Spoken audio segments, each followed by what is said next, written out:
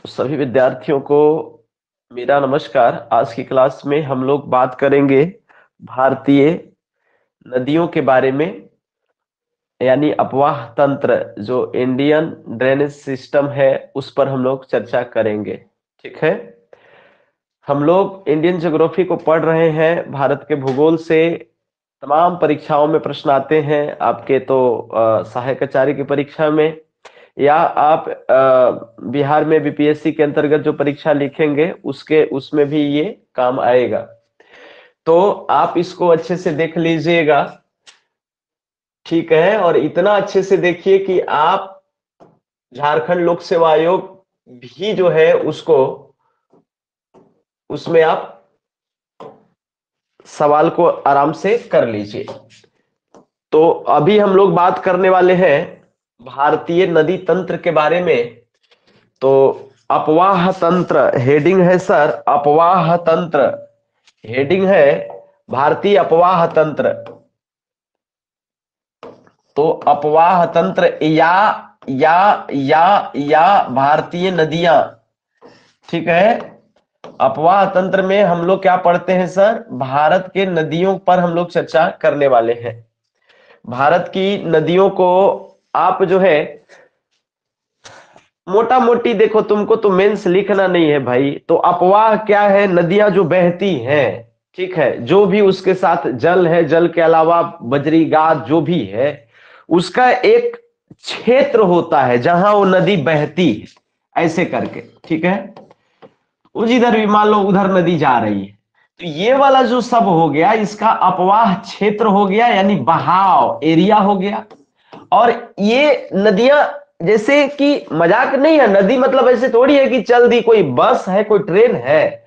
आप पहाड़ से जो है देखते हैं कि नदियां जो है वो यदि निकली तो एक नदी पहले एक पतली सी ही नदी निकलती है, फिर उसमें आपको सैकड़ों छोटी बड़ी नदियां ला करके और मिलती है, छोटी बड़ी नाला टाइप का आप देखेंगे, तब जाकर के एक नदी का निर्माण होता है। तो उसी को हम लोग अपवाह तंत्र कहते हैं, समझ रहे हैं ना। तो मेन जो सबसे बाद में जो हमको दिखाई देती है उसी को हम लोग नदी कहते हैं, नदी कहते हैं। उसके पहले वाले को हम लोग भूल जाते हैं। जैसे गंगा नदी की बात करी जाए तो अलकनंदा है सर, भागीरथी है सर, बहुत सारी नदियां हैं, ठीक है। तो वो सब मिल करके जो है वो गंगा का निर्माण करती हैं। तो इस तरीके से जो है इससे आपका ये अपवाह तंत्र होता है। तो अपवाह तंत्र में जो है आप ये देखिए, थोड़ा सा इस फोटो को आप देखिए, ये पहाड़ है, ये है सर पहाड़, ऊंचा वाला क्षेत्र ऐसा। और आप देख रहे हैं कि पहाड़ के ऊंचा वाला भाग से ये ऐसे एक इधर से आया, एक इधर से आया, एक इधर से आया, एक इधर से आया, ऐसे करके ये सब थोड़ा मोटा हो गए, मोटा हो गए। थोड़ा यहां आने के बाद जब और कुछ मिला तो और थोड़ा मोटा हो गए, ठीक है। ये धारा धारा और मोटी हो गई, और ये इस तरीके से एक इधर से भी आई, एक इधर से भी आई, एक इधर से भी आई, ठीक है। तो ऐसे करके अब यहां से ये कुछ ज्यादा ही मोटी हो गई। तो नदी इस तरीके से जो है वो आपको बनती है, ठीक है। अब ये नदी जो है, नदी जो है वो आपको पहले भी आप पढ़े होंगे कि नदियां आपको तीन अवस्था को होकर के गुजरती है। एक होता है सर युवा अवस्था, युवावस्था, एक होता है सर प्रौढ़ावस्था, एक होता है सर प्रौढ़ावस्था, और एक होता है सर वृद्धावस्था या जीर्णावस्था, वृद्धावस्था। तो ये आपको तीन चरण से नदियां गुजरती हैं इनका। तो ये जो शुरू में जो है ये जवानी काल में है, ये युवा अवस्था में, ठीक है। जब नदी यहां पर आ गई, ये आप जो ब्लू वाला देख रहे सब नदी है, अब ये ऐसे करके बहने लगी। तो ये नदी जब पहाड़ से नीचे उतर जाती है तो इसको प्रौढ़ावस्था कहते हैं, और नदी जब समुद्र के तरफ गिरने वाली होती है तो इसको वृद्धावस्था या जीर्णावस्था कहते हैं। ये बात आप पकड़ते होंगे, नहीं समझते हैं बात को। नदी जब यहां रहती है तो ये अभी अभी पैदा ली है नदी, तो नदी नदी अभी नहीं है, इसको तो नदी कहोगे नहीं, इसको तो नदी कहोगे नहीं, इसको नदी नहीं कहोगे। नदी किसको कहोगे? इसको कहोगे, इसको कहोगे। ये नदी हो गई सर, यहां पर आई तो ये तो इसका जन्म हो रहा था, लेकिन यहां पर ये तो शैशवावस्था बाल्यावस्था ही सब कहो, लेकिन यहां पर ये युवावस्था हो गया सर, ये नदी का। लेकिन जब नीचे उतर गई तो इसको प्रौढ़ावस्था कहेंगे, नदियां जब मैदान में होती है तो। और नदियां जब बहुत यात्रा कर लेती है, थक जाती है। थकती कैसे सर? सजीव है कि थकेगी? मेरे भाई चलते चलते धार कम होने लगेगा। यहां तो ऊंचान पर था, ढढ़ा करके बह गया, तो इसी जवानी टाइप का हो गया ये, जरा मत कहना खूब एनर्जी है यहां पर। लेकिन नदियां कुछ सालों, कुछ डिस्टेंस के बाद जैसे जैसे अपने अंतिम को पहुंचेगी, मतलब कि या तो अपने मुख्य सहायक माने किसी की सहायक नदी बन जाएगी, या तो यानी मुख्य नदी में मिल जाएगी। जैसे मान लो कि यमुना है, तो यमुना यदि गंगा में मिलेगी तो गंगा में मिलने से पहले थोड़ी सी धार इसकी मध्यम हो जाएगी, कमजोर हो जाएगी, तो उसको आप वृद्धावस्था कर सकते। या फिर जो नदियां जा करके समुद्र में डेल्टा वगैरह बनाती है, तो उसको हम लोग कहेंगे कि समुद्र तक पहुंचते पहुंचते वो बूढ़ी हो जाती है, कमजोर हो जाती है, बहाव रफ्तार कम हो जाता है, तो ये इसको वृद्धावस्था कहते हैं। ये नदी है सर। आगे बात आप समझिएगा, ये सब बात आप तो समझते होंगे, ध्यान देना, ध्यान देना। यदि ई पहाड़ जो देख रहे हो, ई पहाड़ के यदि ऊ बगल से यदि नदी जाए और ई बगल से भी नदी आए, तब पहाड़ के ऊ बगल के नदी और ई बगल के नदी एक में मैच कभी नहीं कर सकता है। पहाड़ मान लो कि उधर पूरब है और हम लोग पश्चिम को देख रहे हैं, ये तो पूरब की नदी और पश्चिम की नदी कैसे मैच करेगी? तो पहाड़ की उधर की नदियां जो है वो आपको, और इधर की नदियां, तो ये जो क्षेत्र कहलाएगा, ये वाला जो जगह कहलाएगा, ये वाला जो पहाड़ कहलाएगा, इसको हम लोग जल विभाजक कहेंगे। क्या कहेंगे? जल विभाजक। क्या कहेंगे? जल विभाजक। बात समझते रहिएगा, इसको जल विभाजक, यानी वह उठा हुआ क्षेत्र, पहाड़ी क्षेत्र, पठारी क्षेत्र, जहां से नदियां दो विपरीत भागों में बंट जाती है, एक उधर एक इधर, तो इसको जल विभाजक कहते हैं। कोई ऐसा क्षेत्र, समझ रहे हो कि नहीं समझ रहे? ये जल विभाजक। तो ऐसे करके ये नदियां आपको आएंगी सर। अब आप समझिएगा सर, भारत के नदी तंत्र को जब यदि हम लोग समझने का प्रयास करते हैं मेरे भाई, बेसिक बात है, आप समझते हैं, इसलिए रेडीमेड कंटेंट रख लिया हूं। बेसिक बात तो भारतीय नदी तंत्र को हम लोग जब बांटते हैं तो दो भागों में हम लोग क्या कर लेते हैं? बांट लेते हैं। एक, भारतीय नदी तंत्र को, भारत की सभी नदियों को हम लोग क्या कर सकते हैं? दो भागों में, एक हिमालय की नदियां और दूसरा प्रायद्वीपीय अपवाह तंत्र के रूप में। हिमालय अपवाह तंत्र जो होता है वो भी तीन भाग में होता है। एगो आपको सिंधु नदी तंत्र, एगो आपको गंगा नदी तंत्र, और एगो आपको ब्रह्मपुत्र नदी तंत्र। ये तीनों आप समझिए, पहला सिंधु नदी तंत्र, दूसरा गंगा नदी तंत्र और तीसरा ब्रह्मपुत्र नदी तंत्र। हमको लगता है कि आप समझते हैं ये बात, हमको लगता है कि ये बात आप पकड़ते होंगे। सिंधु नदी तंत्र, अभी फोटो दिखाएंगे, सिंधु नदी तंत्र किधर है, गंगा नदी तंत्र किधर है। यानी हिमालय की नदियां को हम लोग, पूरे भारत की नदियों को दो भागों में बांटे, एक उत्तर वाला माने हिमालय वाला और दूसरा प्रायद्वीप वाला। हिमालय की नदियों को भी तीन भागों में बांट दिए, एक सिंधु नदी तंत्र, एक गंगा नदी तंत्र और ब्रह्मपुत्र नदी तंत्र। जो प्रायद्वीपीय नदियां हैं सर, उसको हम लोग एक को मान के चलो, संपूर्ण प्रायद्वीपीय अपवाह तंत्र को हम लोग बांट नहीं सकते हैं, लेकिन इसमें नदी तंत्र जैसे नर्मदा और नर्मदा की सहायक नदियां, ताप्ती की सहायक नदियां, महानदी और महानदी की सहायक नदियां, गोदावरी और इसकी सहायक नदियां, कृष्णा और इसकी सहायक नदियां, कावेरी और इसकी सहायक नदियां, ये एक प्रकार से तंत्र आप कहें तो बना सकती है। नहीं तो संपूर्ण प्रायद्वीपीय अपवाह तंत्र को एक में हम लोग मान सकते हैं। ठीक है, तो इस तरीके से, चूंकि अभी आप देखिएगा, जैसे आप देखिएगा यहां पर, अब जैसे ये देखिए, बात समझने का प्रयास आप करिएगा। ये तो भारत के अपवाह तंत्र को हम लोग कितने भागों में बांट रहे हैं? दो भागों में। ये आप समझते हैं, ये आप समझते हैं। भारतीय अपवाह तंत्र को, इंडियन ड्रेनेज सिस्टम को कितने भाग में? दो भाग में। एक हिमालय का अपवाह तंत्र और दूसरा प्रायद्वीपीय। प्रायद्वीपीय माने दक्षिण भारत वाला। जो हिमालय का अपवाह तंत्र है, इसमें आप ये देखते हैं कि एक आपको सिंधु नदी तंत्र, सिंधु नदी तंत्र, दूसरा जो है वो आपको गंगा नदी तंत्र, दूसरा जो है वो गंगा नदी तंत्र, और तीसरा जो है वो आपको ब्रह्मपुत्र नदी तंत्र, ब्रह्मपुत्र नदी तंत्र।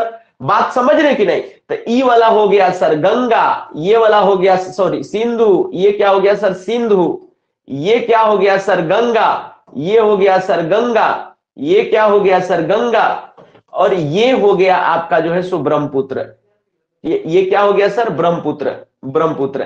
बात समझ रहे कि नहीं विद्यार्थीगण? तो सिंधु नदी तंत्र, गंगा नदी तंत्र और ब्रह्मपुत्र नदी तंत्र, पूरे हिमालय की नदियों को 3 भागों में आप बांटते हैं। उम्मीद है कि आपको पहले से समझ में आता होगा। सिंधु नदी तंत्र, गंगा नदी तंत्र और ब्रह्मपुत्र नदी तंत्र, भाई सबको समझ में आता है, ये बात तो आप समझते हैं। सिंधु नदी तंत्र इसलिए क्योंकि इस क्षेत्र में सिंधु सबसे बड़ी नदी है। गंगा नदी तंत्र यहां पर इसलिए क्योंकि गंगा यहां की सबसे बड़ी नदी है, और इधर ब्रह्मपुत्र सबसे बड़ी नदी है। तो सिंधु और उसकी सहायक नदियों को मिलाकर के सिंधु नदी तंत्र बना, गंगा और उसकी सहायक नदियों को मिलाकर के गंगा नदी तंत्र बना, और ब्रह्मपुत्र और उसकी सहायक नदियों को मिलाकर के ब्रह्मपुत्र नदी तंत्र बना। आप इतना बात समझते होंगे। एक बात और, जैसे प्रायद्वीपीय अपवाह तंत्र, तो जो प्रायद्वीपीय अपवाह तंत्र है वो आप ऊपर वाला देख लिए, अब नीचे वाला। तो प्रायद्वीपीय अपवाह तंत्र जो है, प्रायद्वीपीय अपवाह तंत्र वो आपका ये हो गया सर, जो प्रायद्वीपीय आप पठार समझते हैं, इसमें आपको ढेर सारी जो है वो नदियां निकलेंगी। तो यही नदियां जो है, समझ रहे कि नहीं बात के? तो इसी नदी, सभी नदी जैसे नर्मदा हो गई सर, ताप्ती हो गई सर, महानदी हो गई सर, गोदावरी, कृष्णा, कावेरी, ये सभी नदियों को मिला करके जो है हम लोग प्रायद्वीपीय अपवाह तंत्र के नाम से जानते हैं। बात समझ रहे होंगे? तो ये आपको 2 भागों में हम लोग पूरे सिस्टम को समझते हैं, पूरे भारत की नदियों को। अब एक बात आपको ध्यान में रखने वाली बात अब होगी, एक बात आपको समझना पड़ेगा। अब आपको एक बात आपको समझना पड़ेगा, बस थोड़ा सा समझना पड़ेगा, जो आप जानते भी हैं कि हिमालय की जो नदियां हैं, और जो उसको थोड़ा सा डिस्टर्ब करता है, 1 मिनट।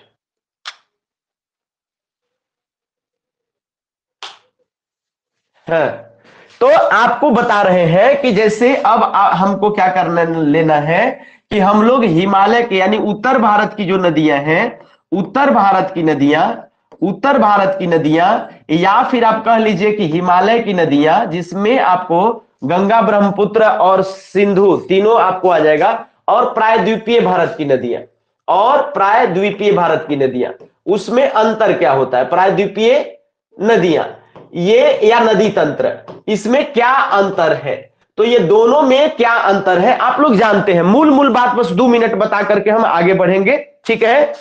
मूल बात ये है सर, एक आध सवाल इधर से भी पूछ लिया जाता है कि उत्तर भारत की नदियां क्या होती हैं, प्रायद्वीपीय भारत की नदियां क्या होती हैं। तो उत्तर भारत की नदियां में कौन कौन तंत्र, फिर से एक बार लिख देते हैं जिससे कि आपको रिवीजन हो जाए। तो उत्तर भारत की नदियों में इसको हम लोग हिमालयी नदियां भी कहते हैं, और इसी में हम लोग सिंधु नदी तंत्र जानते हैं सर। एक सिंधु नदी तंत्र है सर, सिंधु नदी तंत्र, ओ हो सिंधु नदी तंत्र है सर। प्लस में आपको गंगा नदी तंत्र है सर, गंगा नदी तंत्र है, ओ हो गंगा नदी तंत्र है। और एक और प्लस में क्या है सर, ब्रह्मपुत्र नदी तंत्र। अभी आप देखे कि नहीं देखे? ब्रह्मपुत्र नदी तंत्र। और ये प्रायद्वीपीय भारत की नदियों में आप देखते हैं सर, गोदावरी का एक तंत्र हो सकता है सर, गोदावरी का तंत्र हो सकता है सर। प्लस में आपको कृष्णा का एक तंत्र हो सकता है सर। प्लस में कावेरी का एक तंत्र हो सकता है सर। महानदी का तंत्र हो सकता है सर। इस तरीके की कुछ महत्वपूर्ण नदियां हैं जिसको कि हम लोग जो है मिला करके ये सब प्रायद्वीपीय में जाएगा। ये आपको उत्तर भारत की नदियां। अब उत्तर भारत की नदियों की कुछ विशेषताएं हैं, इस नदी तंत्र की या हिमालय की नदी तंत्र की कुछ विशेषताएं हैं। तो विशेषता क्या हो सकता है सर? विशेषता में क्या हो सकता है? तो आप जानते हैं कि उत्तर भारत की नदियां, चाहे सिंधु नदी तंत्र हो, चाहे गंगा नदी तंत्र हो, चाहे ब्रह्मपुत्र नदी तंत्र हो, ये सदा नीरा होती हैं सर। क्या होती है सर? सदा नीरा। क्या होती है? सदा नीरा। ये सदा नीरा होती हैं, जबकि ये जो है ये ऋतुनिष्ठ होती है। ये होती है ऋतुनिष्ठ होती है। ऋतुनिष्ठ का मतलब क्या होता है सर? ऋतुनिष्ठ का मतलब क्या होता है कि ये सदा निरा नहीं होती, ऋतु के अनुसार चलती है और ये सूख जाती है, तो ये सदा निरा होती है सर। ये उत्तर भारत की नदियां सदा निरा होती हैं, ये सदा निरा, दक्षिण भारत की नदियां सदा निरा नहीं होती। हमको लगता है कि छठा क्लास में पढ़ना है तो बहुत जल्दी जल्दी में हम बात कर लेंगे। और कुछ बातें सर, और कुछ महत्वपूर्ण बात विद्यार्थीगण, और कुछ महत्वपूर्ण बात। उत्तर भारत की नदियां सदा नीरा होती हैं, चलो ठीक बात है, लेकिन सदा नीरा क्यों होती है? ये तो आप जानते हैं कि सदा नीरा ये इसलिए क्योंकि इसका उद्गम क्षेत्र जो भी है, गंगा नदी तंत्र या ब्रह्मपुत्र नदी तंत्र या सिंधु नदी तंत्र, जनरली वो ग्लेशियर से होता है, बर्फ के पहाड़ों से होता है, इसलिए ये नदियां सदा नीरा होती है। कैसे? ये गर्मी में सूख जाती हैं प्रायः इधर की नदियां, क्योंकि गर्मी में इधर बर्फ पिघलता है तो उसमें पानी चल जाता है, इसमें पानी नहीं पहुंच पाता। ये बेसिक बात हमको लगता है कि आप लोग समझते रहे होंगे। दूसरी बात, नेक्स्ट बात यह है कि ये नदियां जो है सदा नीरा के साथ साथ लंबी दूरी तय करती हैं। क्या करती है सर? लंबी दूरी तय करती हैं, लंबी दूरी तय करती हैं। ये नदियां प्रायः जो है वो छोटी होती हैं, ये नदियां प्रायः क्या होती है? छोटी होती हैं। अब ये लंबी दूरी तय करती हैं सर, इसके अलावा जो है कौन? ये हिमालय की नदियां। आप नहीं देखे हैं हिमालय से लेकर के बहते बहते पूरा जो है गंगे उंगा को देख लीजिए कहां तक जाएगी, लेकिन ये सब हो गए सर कृष्णा कावेरी वगैरह। तो इधर ऐसा न है वो भारत, ऐसे एने यहां न है, तो दूरी कहां ज्यादा हुआ? यहां तो ये भी में जितना बहना है से ये भी में बह लीजिए, जितना बहना है से ये भी में बह लीजिए, तो कितना ज्यादा दूर बहेगा। तो इसलिए दक्षिण भारत की नदियां ज्यादा दूरी तय नहीं करती हैं, जबकि उत्तर भारत की नदियां ज्यादा लंबी दूरी तय करती हैं। समझ रहे हैं ना? गंगा वगैरह ज्यादा दूरी तय करती है। ये नदियां जो होती हैं सर, ये नदियां जो होती हैं वो प्रायः जो है वो क्या होती हैं सर? ये होती है सर नौका गम्य होती है सर, नौका गम्य होती है, ठीक है, यानी नाव चलाने योग्य होती है। और ये जो है ये नदियां जो है वो नौका गम्य नहीं होती है, नौका गम्य नहीं होती है। दक्षिण भारत की नदियां सर नौका गम्य नहीं होती है। बात पकड़ रहे हैं कि नहीं पकड़ रहे हैं? अब ये नदियां जो होती हैं सर, ये नदियां कौन वाली नदियां? उत्तर भारत की नदियां। ये प्रायः जो है उत्तर भारत की नदियां प्रायः जो है वो आपको गार्ज का निर्माण करती हैं, गार्ज का निर्माण करती हैं, गार्ज का निर्माण। गार्ज हमको लगता है कि आप लोग जानते होंगे, लेकिन ये गार्ज का निर्माण जो है वो नहीं करती है। क्यों? क्योंकि गार्ज का निर्माण पर्वत में होता है, पर्वत में होता है। अब इधर पर्वत विशेष उतना बड़ा बड़ा नहीं है, इसलिए दक्षिण भारत में गार्ज का निर्माण जनरली नहीं होता है। बात समझ रहे हैं कि नहीं समझ रहे? बात समझ रहे विद्यार्थीगण? एक बार कमेंट करिए, बात समझ रहे हैं कि गार्ज और घाटी किधर बनेगा? गार्ज और घाटी आपको उत्तर भारत की नदियां बनाएंगी, दक्षिण भारत की नदियां गार्ज और घाटी जनरली जो है वो नहीं बनाएगी। बात समझ रहे विद्यार्थीगण? नहीं समझ रहे बात के? अच्छा, उत्तर भारत की नदियां जो होती हैं वो प्रायः जो है वो क्या होती है सर कि विशाल नदी द्रोणी वाली होती है, विशाल नदी द्रोणी, मतलब कि बहुत ज्यादा पानी इसमें होता है। जबकि दक्षिण भारत की नदियां जो है वो छोटी द्रोणी वाली होती है, छोटी द्रोणी वाली होती है, ज्यादा इसमें पानी नहीं होता। समझ कि नहीं? ये जितना ब्रह्मपुत्र में पानी है, जितना गंगा में पानी है, यमुना में पानी है, उतना आपको कृष्णा कावेरी गोदावरी नदियों में उतना ज्यादा नहीं मिलेगा। तो विशाल नदी द्रोणी, और इसका एरिया भी जो होगा वो बहुत पसरा हुआ होगा इधर उत्तर भारत की नदियों में, क्योंकि ये मैदान से होकर के बहती हैं। लेकिन दक्षिण भारत की नदियां मैदान में नहीं बहती, पठारी भागों में बहती हैं, तो ये छोटी भी होती हैं, धड़धड़ा के पार हो जाती हैं। धड़धड़ा के पार क्यों?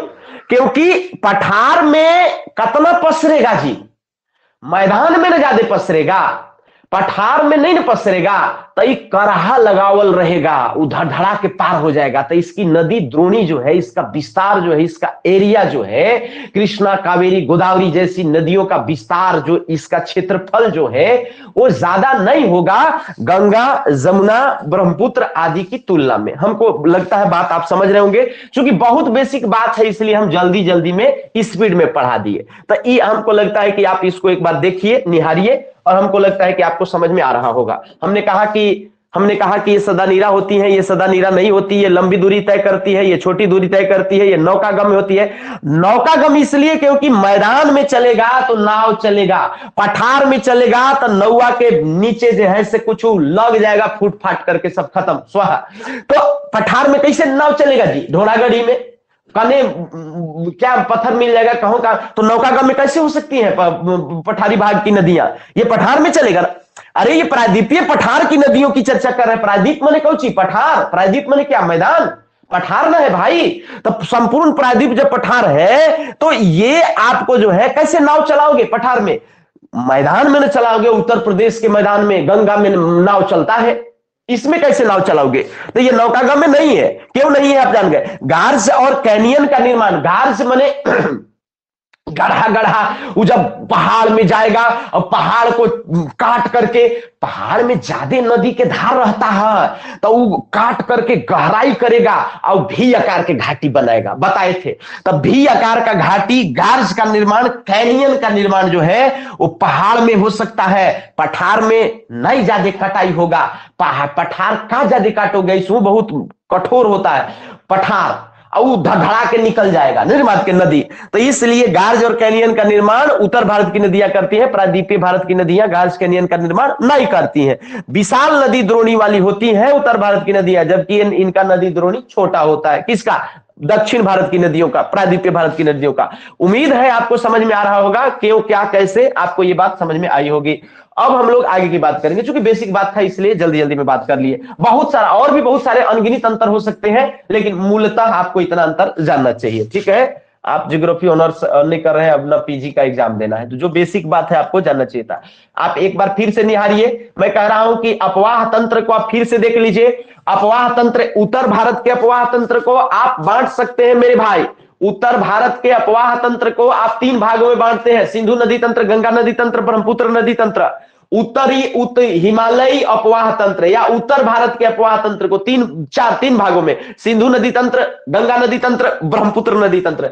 सिंधु और सिंधु की सहायक नदियों को मिलाकर के सिंधु नदी तंत्र का निर्माण होता है। गंगा और गंगा की सहायक नदियों को मिलाकर के गंगा नदी तंत्र का निर्माण होता है। ब्रह्मपुत्र और ब्रह्मपुत्र की सहायक नदियों को मिलाकर के ब्रह्मपुत्र नदी तंत्र का निर्माण होता है। ये तीनों नदी तंत्र ही जो है हिमालयी नदी तंत्र है, या उत्तरी अपवाह क्षेत्र, या उत्तरी आपको अपवाह तंत्र कहलाते हैं। प्रायद्वीपीय अपवाह तंत्र में जो है, प्रायद्वीपीय अपवाह तंत्र में जो है, ये आपको कर्क रेखा से नीचे वाला, सतपुड़ा श्रेणी से नीचे वाला जो क्षेत्र है, सतपुड़ा समझते हैं ना भाई, समझते हैं कि नहीं समझते हैं? तो सतपुड़ा से नीचे वाला जितना नदी रहेगा वो सब जो है वो कौन में कहलाएगा? प्रायद्वीपीय अपवाह क्षेत्र में कहलाएगा। बात समझ रहे होंगे, इनकी विशेषता समझ लिए आप लोग, दक्षिण वाला भी समझ लिए और उत्तर वाला भी आप लोग समझिए लिए। अब हम लोग आगे की बात करेंगे, कुछ ट्रिक, कुछ टेक्निक, देखो तो जल्दी से कुछ आप समझ लीजिएगा। देखो, भारत के नदियां जो होती हैं, समझ बात के ना, उसके उद्गम क्षेत्र को लेकर के जनरली कंफ्यूजन विद्यार्थियों में होता है कि कहां से नदी निकलती है, चाहे उत्तर भारत की नदी हो चाहे दक्षिण भारत की नदी हो। तो जनरली 20 प्रकार का ट्रिक भी लोग बताते हैं। ठीक है, तो आपको जो है वो बेसिक जो आपको जानना चाहिए, जो अधिकांश विद्यार्थियों को ये आइडिया हो गया है आज के डेट में, तो ये आपको भी जान लेना चाहिए। उम्मीद करता हूं कि आपको जल्दी जल्दी समझ में आ जाएगा। तो भारत के महत्वपूर्ण नदियों के उद्गम केंद्र पर चर्चा करेंगे। कौन सी नदी कहां से निकलती है, आपको 5 मिनट भी टाइम नहीं लगेगा, 5 मिनट में इसको हम जल्दी से करा देते हैं कि जो जनरली जानना चाहिए, जो जानना चाहिए। ठीक है, इसमें मिक्स कर देंगे सभी नदियों को, माने सिंधु नदी तंत्र, गंगा नदी तंत्र, ब्रह्मपुत्र नदी तंत्र और प्रायद्वीपीय भारत की नदियां। इसमें जो महत्वपूर्ण नदियां हैं 20-25 को, उसमें उनका उद्गम स्रोत पूछ लेता है कि कहां से वो निकलती है। बाकी जब पार्टिकुलर एक एक नदियों पर चर्चा करेंगे तो चर्चा करेंगे ही करेंगे, लेकिन बाकी जो ये नदी पर चर्चा करेंगे तो थोड़ा सा आपको एक ट्रिक टेक्निक के माध्यम से जल्दी से इसको याद कर लेना चाहिए। बात करेंगे सर सिंधु नदी तंत्र में सिंधु नदी की, तो सिंधु नदी और ब्रह्मपुत्र नदी तंत्र का, ब्रह्मपुत्र नदी दोनों, सिंधु और ब्रह्मपुत्र दोनों का जो है वो तिब्बत के मानसरोवर से जो है वो ये निकलती है, मानसरोवर। उम्मीद है कि आपको पहले से आइडिया होगा, इसको ट्रिक लगाने का जरूरत नहीं पड़ेगा। ठीक है, तो तिब्बत के मानसरोवर से ये जो आप देखते हैं सर, ये जो आप देखते हैं, ओ हो, ये जो आप देखते हैं सर, बात समझ रहे हैं कि नहीं, बात पकड़ रहे हैं कि नहीं पकड़ रहे हैं, क्या पकड़ रहे हैं? तो भारत, भारत, ओ हो, भारत, तो भारत में जो भैया यहां है, भारत में जो भैया यहां है, भारत में जो मेरे भाई यहां वाला क्षेत्र है, ये सब, ये वाला, ये टोटल टोटल ये सब एरिया, ये सब एरिया, ये सब एरिया, ये तो तिब्बत का एरिया हो गया ना भाई, इधर वाला ये सब क्या हो गया सर? तिब्बत, तिब्बत, तिब्बत। और तिब्बत के एरिया में ही जो है, तिब्बत के एरिया में ही जो है वो आपको यहां क्षेत्र है, यहां क्षेत्र है, ये वाला ब्लू का, इसी को हम लोग बोलते हैं सर मान सरोवर। क्या बोलते हैं सर? मान सरोवर, मान सरोवर। तिब्बत के इस क्षेत्र में मान सरोवर है। यहां से जो हमारी नदी है सर, सिंधु नदी, वो यहां से ऐसे करके पहले उत्तर की ओर आती है और ऐसे ऐसे करके और ये पाकिस्तान मिल जाती है। तो ये सर सिंधु नदी है मेरे भाई। क्या है सर? सिंधु नदी। तो सिंधु नदी का जो उद्गम स्थल है सर, वो आपको क्या है सर? तिब्बत का मान सरोवर है। क्या है सर? तिब्बत का क्या है सर? मान सरोवर। सिंधु नदी का उद्गम स्थल क्या है मेरे भाई? तिब्बत का मान सरोवर। तिब्बत का मान, तिब्बत कहां है जान रहे हैं? चाइना कब्जा कर लिया ये नदी। और आपको ब्रह्मपुत्र नदी भी जो है ब्रह्मपुत्र नदी भी जो है, जैसे ब्रह्मपुत्र नदी भी जो है, वो आपको ब्रह्मपुत्र नदी भी जो है सो इस तरीके से आ रही है। तो ब्रह्मपुत्र नदी भी जो है वो आपको यहीं से लगभग तिब्बत के, आपको यहीं से लगभग जो है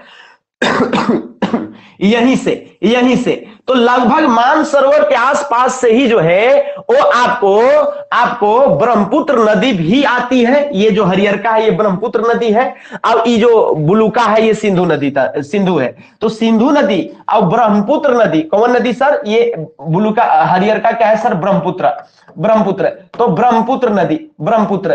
तो सिंधु नदी और ब्रह्मपुत्र नदी लगभग एक ही जगह से निकलती है, तिब्बत के मानसरोवर से। ये बेसिक बात आपको जानना चाहिए, सबको पता है आज के डेट में, आपको आना चाहिए। तो ये तिब्बत के मानसरोवर, सिंधु नदी तंत्र, सिंधु और ब्रह्मपुत्र, इस प्रकार से हिमालय के उस पार से निकलती है। एक और दिमाग लगाना, हिमालय के उस पार से। तो हिमालय के उस पार का मतलब देखो, ये जो तुम देख रहे हो ये हिमालय है सर, ठीक है। अब हिमालय के उस पार से निकलती है, तो जब हिमालय के उस पार से निकलती है सिंधु और ब्रह्मपुत्र, तो हिमालय को ये काटेगी। जब हिमालय पैदा नहीं हुआ था तब ये नदी बहती थी, जब हिमालय नहीं पैदा हुआ था तब ये नदी बहती थी। तो जब हिमालय पैदा हुआ होगा तो एक के बाद धुड़ुम से तो फुट के ऊपर हुआ नहीं होगा, धीरे धीरे बुचकुर निकला है। तो जब धीरे धीरे फूलेगा तो नदी जब बह रही है, तो जहां उसका रास्ता है, तो यदि नीचे से कुछ यदि उठ भी रहा है तो नदी तो उसको काटते रहेगी आहिस्ता आहिस्ता।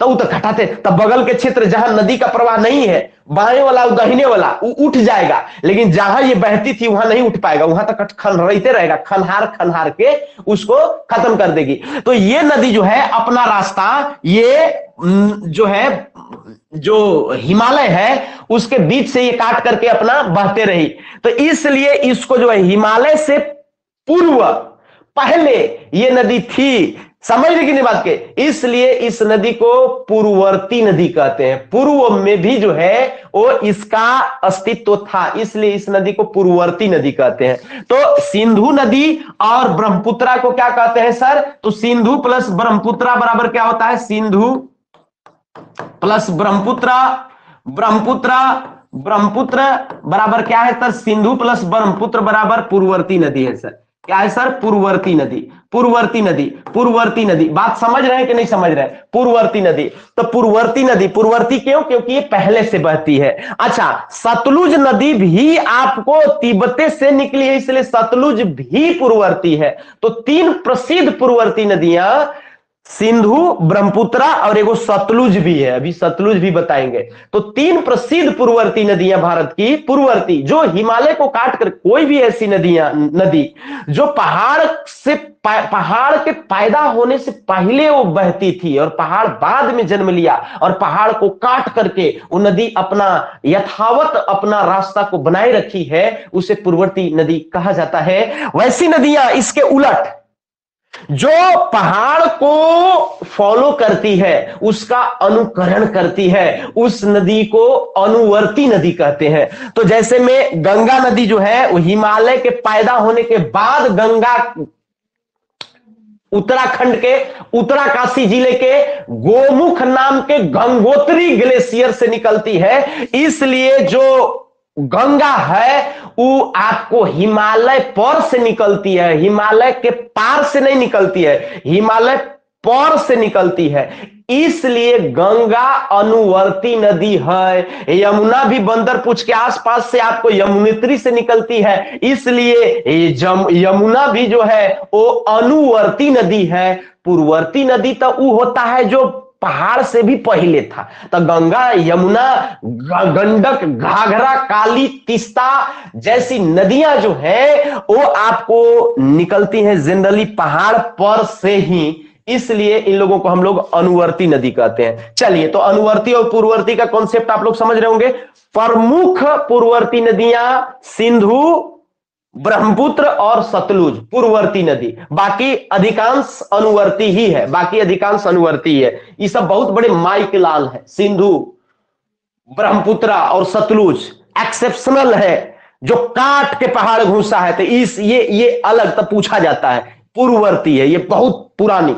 समझ रहे होंगे मेरी बात को। आपको ये जानना चाहिए सर। अभी हम एक चीज और बता दे रहे हैं, इसके बाद फिर आगे बढ़ेंगे। अभी हम आपको जल विभाजक क्षेत्र बता रहे थे। यहां पर पंजाब का एक अंबाला क्षेत्र है, पंजाब का अंबाला क्षेत्र। आप तो ये तो जान रहे हैं कि ये वाला जो क्षेत्र हो जाएगा सर, ये वाला जो क्षेत्र हो जाएगा ये हमारा पंजाब हो जाएगा, पंजाब। और यहां पर हो जाएगा सर हरियाणा। क्या हो जाएगा सर? हरियाणा। पंजाब नहीं, हरियाणा की बात कर रहा हूं, ठीक है, हरियाणा। तो यहां पर जो एक क्षेत्र रहेगा ये वाला, इसको हम लोग बोलेंगे अंबाला। ध्यान से समझना, अंबाला। क्या बोलेंगे सर? अंबाला। ये अंबाला उठा हुआ क्षेत्र है सर, ये अंबाला उठा हुआ क्षेत्र है और ये जल विभाजक का काम करता है। बात समझना। तो एक समय था जब ये यहां से ये अरावली जो पर्वत है जो दिल्ली तक जाती थी, यहां सर मत कहना, ये अरावली पर्वत सर मत कहना। तो अरावली तो पहले से ये पर्वत था, लेकिन इसका दिल्ली रेंज जो था, दिल्ली वाला और ये अंबाला वाला क्षेत्र पहले धंसा हुआ था। लेकिन ये दिल्ली का क्षेत्र जो है, बात पकड़ना, थोड़ा सा पकड़ना, कॉन्सेप्ट भी पकड़ना, और ये अंबाला का क्षेत्र, दिल्ली और अंबाला वाला क्षेत्र, ये पहले थोड़ा धंसा हुआ था। जब धंसा हुआ था तो ये एने वाला जो नदी था जितना, उस सब जो है एने बहता था, ओहो एने जाता था, सब एने जाता था, एने जाता था, सब नदियां। और इवेन की ई नदी भी जो था, ये ब्रह्मपुत्र नदी भी जो था, ये आपको एने नहीं आता था। ये ब्रह्मपुत्र नदी भी जो है से एने ही जाता था। ओहो, ये ब्रह्मपुत्र नदी भी जो है ये बगल जाता था, ये बगल जाता था। यानी ब्रह्मपुत्र नदी जो है वो सिंधु में मिल करके इधर पाकिस्तान साइड में जाता था। एक समय की बात थी जब ब्रह्मपुत्र नदी को आना है इन्हें बंगाल के खाड़ी देन, लेकिन वो जाता था इसे ब्रह्मपुत्र नदी यहीं से नहीं, ब्रह्मपुत्र सिंधु जहां से निकलल है वहीं से ब्रह्मपुत्र भी निकलल है। अभी ना बताए भाई, तो ये आपको यह रास्ता धर के सिंधु का सहायक बन जाता था ब्रह्मपुत्र। इसलिए ये आपको, क्योंकि यहां कोई ऊंचा क्षेत्र नहीं था, तो गंगा नदी के साइड वाला भी नदी सब एने जाता था, ई बगल जाता था, यानी सब एने टरकता था। लेकिन जब ई क्षेत्र उठ गया, यहां वाला क्षेत्र उठ गया, तो ये जल विभाजक का काम करता है। अब सारा जो है सो गंगा उंगा जो है सो इधर से निकलती है। हो, ये जैसे देखना, समझने का प्रयास करना। यहां से गंगा नदी निकली, अब उधर नहीं जा सकती है, अब ये टरकेगी इधर, आएगी इधर। बात पकड़ रहे हो? नहीं पकड़ रहे हो? गंगा इधर क्यों? क्योंकि अंबाला के क्षेत्र के उस पर नहीं जा सकती है, उठ गया ऊंचा। नहीं समझ बात पकड़ रहे हो? नहीं पकड़ रहे हो? ये गंगा हो गई, जमुना हो गई, कोई भी हो गई, अब बाकी छोटी नदियां तो इसी में ला करके मिल जाती हैं, गंडक, घाघरा, काली, तीस्ता वगैरह वगैरह। तो ये गंगा ऐसे मुड़ गई सर, इधर आना पड़ा उसको। अब प्रायद्वीपीय भारत का ढाल पूरब की ओर है, मैं बताता हूं। तो इधर इस क्षेत्र में आ गया, थोड़ा मैदानी क्षेत्र में, तो इधर जाना ही है, जाना ही है। तो इस तरीके से जो है, इस तरीके से ये नदियां, तो अंबाला का क्षेत्र जो है जल विभाजक का काम करता है, इसलिए सिंधु नदी तंत्र इधर हो गया, ब्रह्मपुत्र नदी तंत्र को अब इधर से काट के आना पड़ता है। गाड़ी गाड़ी जब कहीं जाम लग गया तो नहीं काट के, जैसे तीनों दोस्त एक साथ चले थे या 3 गाड़ियां एक साथ चली थी, लेकिन अब तीनों गाड़ियां अलग अलग रास्ता हो करके अलग अलग अब जाती हैं। इस तरीके का काम हो गया अंबाला की वजह से। ये क्षेत्र अंबाला जल विभाजक क्षेत्र हो गया। बात आप समझिएगा। चलिए कुछ कॉन्सेप्ट, कुछ ट्रिक टेक्निक, कुछ नदियों का उद्गम तंत्र जल्दी जल्दी आप देख लीजिए। कुछ नदियों का उद्गम तंत्र जल्दी जल्दी देख लीजिए। जैसे में सिंधु नदी तंत्र, तो सिंधु और ब्रह्मपुत्रा, तो सिंधु और ब्रह्मपुत्रा का मानसरोवर है सर। सिंधु और ब्रह्मपुत्रा का क्या है? मानसरोवर। ये तो आप जान ही गए। लोग ऐसे ट्रिक भी बताते हैं, ठीक है। अब आप चाहे तो ट्रिक इसको याद कर सकते हैं, रेडीमेड ट्रिक है, ठीक है, कि जो ट्रिक का आवश्यकता नहीं है तो ट्रिक का बताए इसमें, ठीक है, रहने दो। ट्रिक का जरूरत नहीं है, बेमतलब का ट्रिक नहीं घुसने निकल सकता है, ठीक है, रहने दीजिए इसको। चलिए, तो सतलुज नदी है सर, सतलुज। अब सतलुज का ये राकस्थल है, ये आपको याद नहीं रहेगा, ये आपको भूल जाइएगा, ये सतलुज का राकस्थल नहीं याद होगा। तिब्बत के मानसरोवर झील के आसपास, तिब्बत के मानसरोवर झील के पास ही राकस्थल है, यानी सतलुज नदी भी वहीं से लगभग लगभग निकलती है जहां से सिंधु और ब्रह्मपुत्रा को निकलते हुए दिखाए। नहीं समझे, नहीं समझे। जहां से सिंधु और ब्रह्मपुत्र नदी निकल करके 2 रास्ता पकड़ ली, एक उधर एक इधर, ब्रह्मपुत्र नदी एने और सिंधु नदी ओने। कहां से? मानसरोवर झील से, जिसमें कैलाश पर्वत के बगल में है। कैलाश पर्वत पर से शंकर भगवान उछल के नहाने जाते हैं मानसरोवर झील में, तिब्बत में है। और वहीं पर राकस ताल है। तो आपको राकस ताल, ये झील है सर। ताल मने क्या होता है? ताल मने क्या? झीलें ना हुआ। तो राकस ताल कैसे याद रखोगे मेरे भाई? तो राकस ताल जो है वो आपको दिमाग लगाना है, दिमाग लगाना है, दिमाग लगाना है। देखो जैसे जैसे राकस को आप मिलता जुलता राक्षस आप याद रख सकते हैं, राक्षस। और ये जो राक्षस होते हैं सर, राक्षस जो होते हैं वो सत्य के पथ पर नहीं होते हैं। राक्षसी प्रवृत्ति के लोग, उनको सत्य से लाज लगता है, सत्य से लजाने वाला। सत्य से भला किसी को लाज लगेगा, शर्म आएगा? सत्य कहने में, सत्य बोलने में, सत्य चलने में क्या बुराई क्या है इसमें? लेकिन जिनमें राक्षसी प्रवृत्ति होती है उनको सत्य से लाज लगता है। तो ये आपको सतलज, सत्य मने सत्य और लज मने लजाना, और राक्षस मने राक्षस। तो राक्षसों को सत्य से लाज लगता है। तो राकस्थल किसका हो गया? सतलज का उद्गम स्थल हो गया। ये ट्रिक आपको लगाना पड़ेगा, तब जाकर के याद होगा। 1-2 बार आप रिमाइंडर करिएगा तो आपको याद रहेगा। उम्मीद है आपको समझ में आ रहा होगा। बात समझे तो समझ गए ना? कहीं नोट कर लीजिएगा कि राक्षस जो होते हैं उनको सत्य से लाज लगता है, जो राक्षसी प्रवृत्ति को होते हैं। नेक्स्ट, आगे की बात है सर, आगे की बात है। रावी और ब्यास, इनका जो उद्गम स्थल है वो रोहतांग दर्रा है। क्या है सर? रोहतांग दर्रा है। अब ये रोहतांग दर्रा जो है हिमाचल में है, हिमाचल में है, हिमाचल प्रदेश में है, ठीक बात है। अब ये रोहतांग दर्रा जो है वो याद करिए, हमने ट्रिक बताया था कि रोहित का जो है सो टांग टूट गया था। रोहित का क्या हो गया था सर? टांग टूट गया था। जब रोहित का टांग टूट गया, रोहित का टांग टूट गया, तो रोहित का टांग, पहले हम बोले थे पुराना ट्रिक में दर्रा पढ़ा रहे थे, तो अब रोहित का टांग टूटा तो कोई ना कोई तोड़ा होगा किसी की वजह से। रोहित का टांग टूटा था, उसका सप से कील घुस गया था। हिमाचल प्रदेश का दर्रा याद करा रहे थे, याद नहीं आया? तो ये रोहित का टांग में कील घुस गया, चाहे तो ये सब बदमाशी वाले बच्चे हैं ये सब। रोहित जो है उसके 2 दोस्त, एक रबिया और दूसरा ब्यासवा, नहीं बात के। तो रवि और व्यास मिल करके उसके साथ ऐसा कांड कराए, ऐसा कांड कराए रोहित के साथ कि उसका टांग तोड़वा दिए। तो रवि और व्यास किसका टांग तोड़वाया? तो रोहित का टांग तोड़वाया। किसका? रोहित का। आपको समझ में आ जाएगा, याद हो जाएगा। खाली एक बार आप ऐसे देखिएगा ना बढ़िया से तो याद हो जाएगा सर। कोई दिक्कत की बात नहीं है, थोड़ा तो गुणागणित लगाना पड़ेगा, ट्रिक टेक्निक लगाना पड़ेगा। आप भूगोल देखो, मूल विद्यार्थी यदि कोई भूगोल का हो, माने 3 साल बीए किया भूगोल से, या बीएससी भी होता है भूगोल से, ज्योग्राफी से, और 2 साल एमए किया, तब 5 साल में ओकरा ट्रिक लगावे के याद रहेगा। वो इतना बार उसको क्वेश्चन आंसर बनेबे किया, ओरिजिनल स्टूडेंट है तो, और नहीं तो गेस वाला है, पास करे वाला, फार के लिखे वाला, तब तो ओकरो ट्रिक जरूरी पड़ेगा।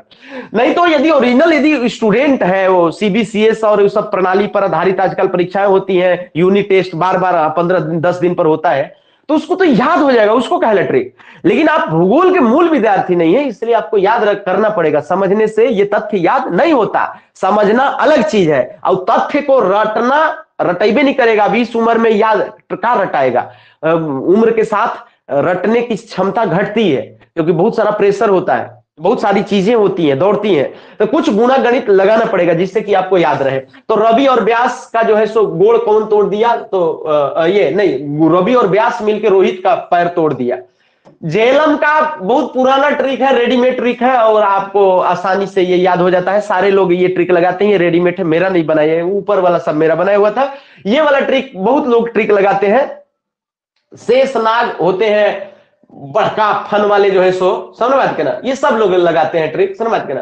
तो ये जो शेषनाग होते हैं सर, आप नाग को तो झेलिए नहीं पाइएगा, तो शेषनाग को का झेल पाइएगा। तो झेलम शेषनाग, झेलम शेषनाग, ये पुराना ट्रिक है, बहुत सारे लोगों को पता रहता है, तो ये आपको पता होना चाहिए। तो शेषनाग को झेलना संभव नहीं है, तो आसानी से आप इसको ध्यान में रख सकते हैं। ये ट्रिक अच्छा है, इसलिए इसमें कोई तोड़फोड़ हम नहीं कर रहे हैं, ठीक है, ये आराम से। अब देखिए, रोहित का पैर टूटा था, रोहित का टांग में सप से कील घुस गया था, समझ के ना। तो आपको वहीं पर आपको हिमाचल में ही एक बाड़ा लाचा भी था, याद आ रहा होगा।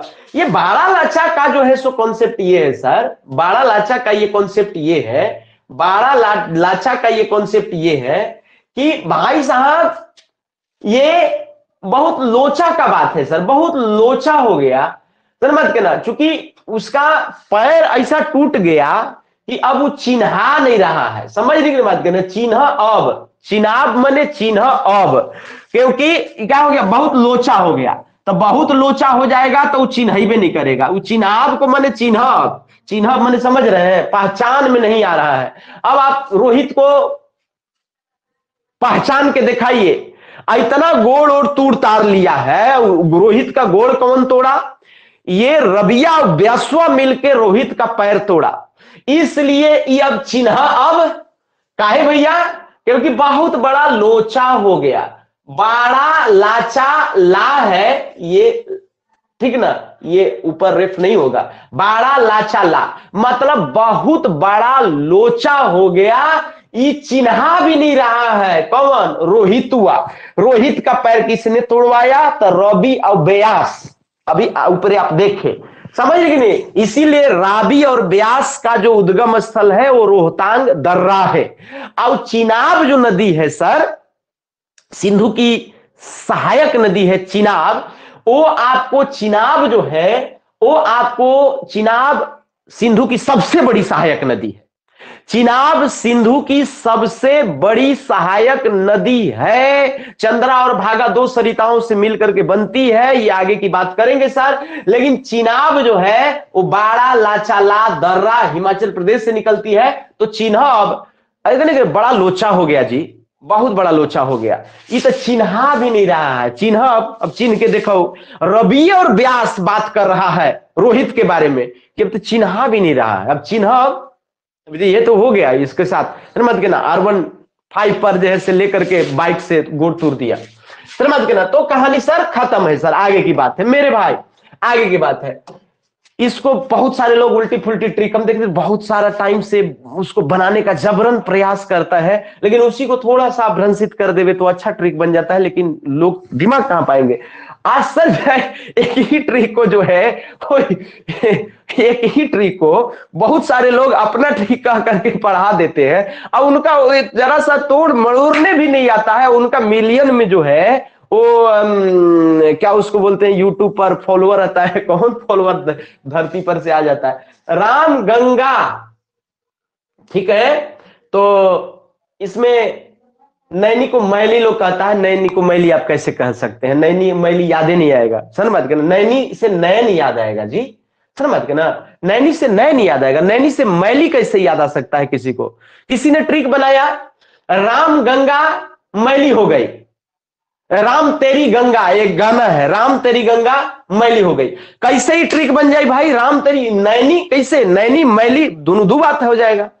हाँ, आप इसी को थोड़ा सा यदि आपको यहीं से ट्रिके बनाना है तो राम तेरी गंगा मैली हो गई, पापियों के पाप धोते धोते, एक गाना है। तो राम तेरी गंगा, तो वो जो जो नायिका है, नायिका हीरोइन, वो गीत गा रही है, राम तेरी गंगा मैली हो गई, बहुत परेशान हुई। हीरो का नाम संभवतः राम रहा था उसमें और हीरोइन का नाम गंगा रहा था। तो राम बुल बतिया करके चल गया, शायद शहर वाला था, है मत के, वो गांव में ही ऐसे रह गई, संभवतः कुछ ऐसा याद आ रहा है। मत सचिन शायद उसका हीरो है, जो भी है, बहुत पुराना, हमको अभी एग्जैक्टली ध्यान नहीं आ रहा है, लेकिन ये फिल्म हम देखे हैं। तो राम गंगा जो है वो गाती है कि राम तेरी गंगा मैली हो गई। तो राम तेरी गंगा मैली हो गई, तो इसको इसको ना जब ऐसे गाएगी तो कौची करेगी, नैन से जो है वो लोर ढहेगा, ढरेगा आंसू नैन से जो है। तो राम तेरी गंगा मैली होगी। जब राम गंगा जैसी शब्द देखोगे तो तुमको एक एक दिमाग में आएगा जरूर। कभी आज आज निकल, आप कभी अपने पास्ट में कभी गाना ये सुने होंगे कि राम तेरी गंगा मैली हो गई। तो आप जो है इसको नैन से कनेक्ट कर सकते हैं कि राम यदि तेरी गंगा मैली हो गई, यदि कोई गाना गाएगा मतलब कि उसके नैन से जो है वो आंसू बहेंगे। तो आप इसको क्या कर लीजिएगा, दिमाग में लगा लीजिएगा कि राम की गंगा यदि मैली हो गई, कोई गा रहा है, तो यानी उसका नैन से जो है वो क्या बहेगा, आंसू बहेगा। चलो यहां तक आप समझ गए होंगे। चलिए आगे की बात है सर। यहां एक नर्मदा और सोन नदी दोनों का उद्गम स्थल अमरकंटक है। आप इसको कैसे याद रखेंगे आसानी से? आप जबकि पिछले क्लास में हम पढ़ाए भी हैं, जब पढ़ा रहे थे अमरकंटक का सर मत करना, तो आपको हम बताए भी थे। लेकिन आपको इसको कैसे करना है सर? तो इसको आप ऐसे कर लीजिए, अमरकंटक, अमरकंटक जो है, अमरकंटक जो है, अमरकंटक, अमरकंटक, अमरकंटक। तो अमरकंटक देखो क्या है ना कि इसको ट्रिक ऐसा करिए, देखो नर हो चाहे मादा हो, नर्मदा माने नर्मदा हम बोलते हैं, नर हो चाहे मादा हो, यदि उसको सोना मिल गया, समझ गए, तो उसको लगता है कि हम अमर हो गए। क्या हो गए सर? अमर हो गए। नर हो चाहे मादा हो, उसको यदि सोना मिल गया तो उसको लगता है कि हम क्या हो गए, अमर हो गए। क्या हो गए? अमर हो गए। तो आप इसको आराम से याद रख सकते हैं कि जो नर्मदा है नदी, उसका जो नर्मदा नदी है उसका उद्गम स्थल जो है वो अमरकंटक है। नर मादा और सोन, सोन माने सोना, तो नर मादा हो माने पुरुष स्त्री हो, इसको यदि सोना मिल जाता है तो अपने आप को क्या समझने लगते हैं, ये अमर समझने लगते हैं। ठीक है, क्योंकि सोना मिलना ही इनको लगता है, सोना के लिए ही लोग आजकल जीवित रह रहे हैं। समझ रहे कि नहीं बात कर? इस तरीके से आप इसको आसानी से क्या कर सकते हैं सर, याद रख सकते हैं। समझ रहे कि नहीं बात के? आगे की बात है सर, एक बार कमेंट करिए विद्यार्थीगण, आवाज आ रही है, सब सही तो है, कोई दिक्कत तो नहीं है? एक बार कमेंट करिए, बुझा रहा है किसी प्रकार की कोई दिक्कत?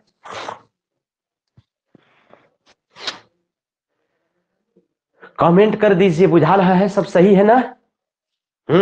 आपको याद कर लेना है, ये सबको आपको क्या कर लेना है सर, याद कर लेना है। चलिए आगे की बात है सर, जैसे मान लिया जाए कि ताप्ती नदी, ताप्ती, देखो तो ये ताप्ती कैसे आप याद रखोगे? ताप्ती नदी, मुल्ताई कैसे याद करोगे? जैसे आप मुल्ताई को याद रखिए मुतई से। मुतई का मतलब कि कोई आदमी कह रहा है ना कि कोई आदमी जो है से मुंह जतई, बल्कि मुतई को आप नहीं होता कि आज आज मुतई लागत है मैंने मर जतई, आप इसको ना ऐसे याद रखें, बल्कि मुंह मुंह जतई, मुंह जतई, मुंह जतई। मान लीजिए कि बोलता है ना कोई बहुत स्पीड में गाड़ी ही चला रहा है या पागल की तरह धुन सवार है, कुछ ऐसा कर रहा है, समझ के ना, तो लगता है कि आज मर जाएगा। ये मुल्ताई मने मर जताई, समझ गए ना, मुंह जताई। थोड़ा सा तो आपको करना है, लॉ को ज बनाना है, ल को ज बना देंगे तो ये हो जाएगा मुंह जतई। ल को खाली ज बना दीजिए, ल और ज लगभग एक जैसा होता है, ये ऐसे जो नीचे ला आया है ऐसे कर दीजिएगा तो ज हो जाएगा, तो ये हो जाएगा मुंह जतई। तब मुंह जतई, अबे भैया तो जब मुंह जतई तो ताप देते ना अपन घर वाला के, मुंह जतई तो तपतई कि नहीं तपतई, ताप देगा ना। अरे मुंह जाएगा तो इतना जो खर्चा हुआ, कोई मान लो कि बच्चा है एग्जाम्पल के तौर पर, वो बाइक चला रहा बहुत स्पीड में, 18 साल का बच्चा है, 19 साल का बच्चा है, तो लोग कह रहे कि आज ये मरता है, मुंह जतई आज, तो मतलब क्या हो जाएगा, ये ताप दिया ना। माँ बाप इतने जो है सो पाल पोस करके बड़े किए थे उसको, इसीलिए कि वो कैमरा फोटो खिंचाने के लिए खाली, और वो बनाने के लिए, रील बनाने के लिए जो है सो क्या करे कि मर जाए, दिखाने के लिए खाली, ठीक है। तो मुंह जतई, तो मतलब कि मुंह जतई, तो मतलब ताप्ती का जो है वो क्या हो जाएगा सर, मुतई। ये मध्य प्रदेश का क्षेत्र है सर, तो ताप्ती का हो गया सर मुतई, मतलब आराम से आप याद कर सकते हैं। तो ये हमको लगता है कि बात समझ रहे होंगे। ताप्ती मने ताप देना, अब मुलतई मने मुंह जतई, तो आज लागत है कि मुंह जतई मने ताप दिलई घरे वाला के। थोड़ा सा मगही भोजपुरी भी तो आपको पढ़ना होता है, बहुत ज्यादा फैशनेबल बनने की जरूरत नहीं है। तुम जिस क्षेत्र से बिलोंग करते हो वही तुम्हारे अंदर स्कीम और स्कीमा के रूप में सेट है। बात समझो, बात पकड़ने का ये करो। तो इसलिए जो है गंगा नदी तंत्र, गंगा नदी, तो गंगा नदी जो है वो आपको गंगोत्री से निकलती है, काहेला बताए। यमुना नदी यमुनोत्री से निकलती है, ये काहेला बताए, ये तो आप जानते हैं। आगे की बात है सर, गंडक नदी। गंडक नदी का एक पुराना ट्रिक है जो सारे लोग यूज करते हैं, और मैं भी आपको वही दवा लिख देता हूं, वही दवा लिख देता हूं जो नॉर्मल डॉक्टर लिखते हैं सब, उसी से ठीक हो जाता है। छोटी मोटी बीमारी है ये, तो छोटी मोटी बीमारी के लिए मैं भी वही दवा प्रेफर करता हूं, पैरासीटामोल। समझ के ना, बुखार ठीक हो जाएगा सर, पैरासीटामोल या डोलो। तो ये गंडक का मतलब गेंडा, और ये जो गेंडा है समझ के ना, वो गेंडा को जो है वो कहो कि न पालो, गेंडा को न पालो, न पाल, समझ के ना। तो लोग बताते हैं कि हाथी पाल लो, घोड़ा पाल लो, गधा पाल लो, कूता पाल लो, लेकिन गेंडा को मत पालना भाई। तो जो गंडक नदी है वो नेपाल से आएगा, कहां से आएगा, नेपाल से। तो गंडक नदी जो है वो नेपाल की, तो बहुत नेपाल से निकलती है। तो आइए इसका ट्रिक तो आराम से, कई बार परीक्षाओं में ये सब पूछा जाता है, गंडक नदी कहां से निकलती है, नेपाल से, मैंने ना पालो, गेंडा मत पालो। तो ये अधिकांश लोग इस ट्रिक का यूज कर, आप भी यूज करिए आराम से, आपका ये सही हो जाएगा। आगे की बात है सर, कोसी नदी का सप्त कोसी है, तो कौन बेवकूफ को ये ध्यान नहीं रहेगा, तो भाई सबको याद रहेगा, कोसी नदी सप्त कोसी, कोसी नदी सप्त, चूंकि 7 छोटी छोटी नदियों से कोसी का निर्माण होता है सर, समझ के ना। और कोसी आप जानते हैं किस चीज के लिए प्रसिद्ध है, एक बार कमेंट कर लीजिए। कोसी नदी कहां पर क्या करती है, एक सवाल है, बेसिक सा सवाल, छोटी सी बात। कोसी नदी कहां पर किस चीज के लिए प्रसिद्ध है, जो नहीं पता है काजी, कोसी नदी कहां पर किस चीज के लिए प्रसिद्ध है, बिहार में बाढ़ के लिए प्रसिद्ध है। बहुत बढ़िया, बहुत सही जवाब है। तो बिहार में बाढ़ के लिए प्रसिद्ध है। तो कोसी नदी 7 छोटी छोटी नदियों से मिलकर के कोसी नदी बनती है, ठीक है, और आती है। बहुत बढ़िया, बिहार का शोक भी कहा जाता है अभी भी कोसी को, उलट पुलट के। अब तो खैर बहुत कम हो गया, बांध बांध हेन तेन बनाने, समझ गए ना। कोसी रास्ता बदलती है इसलिए ऐसा होता है। महानदी, महानदी का ट्रिक सिवाहा, ठीक है। तो सिवाहा जो क्षेत्र है सर, महानदी ये सिहावा के क्षेत्र का है, इसको सिहावा भी बोला जाता है। तो ये जो सिहावा सिवाहा है, ध्यान समझिएगा, ये आपको छत्तीसगढ़ का है क्षेत्र, अमरकंटक के आसपास का ही क्षेत्र। तो ये जो महानदी है सर, इसके 2 ट्रिक आप याद रख सकते हैं। महा का मतलब हो गया, जैसे महा का मतलब महादेव, महा का मतलब क्या हो गया सर, महादेव माने शंकर। हमको लगता है कि आप जानते होंगे भारत में ये सब। अब शिवा का मतलब शिव, समझ बात के ना, शिव। तो ये जो आपको महानदी है, महा आया और शिवा आया, मतलब ये महा से महादेव, और शिवा मने शिव, शिव शिवा, हे शिवा। तो मत करना, शिवा का मतलब शिव को शिवा भी बोला जाता है साउथ में। तो शिवा, समझ गए ना।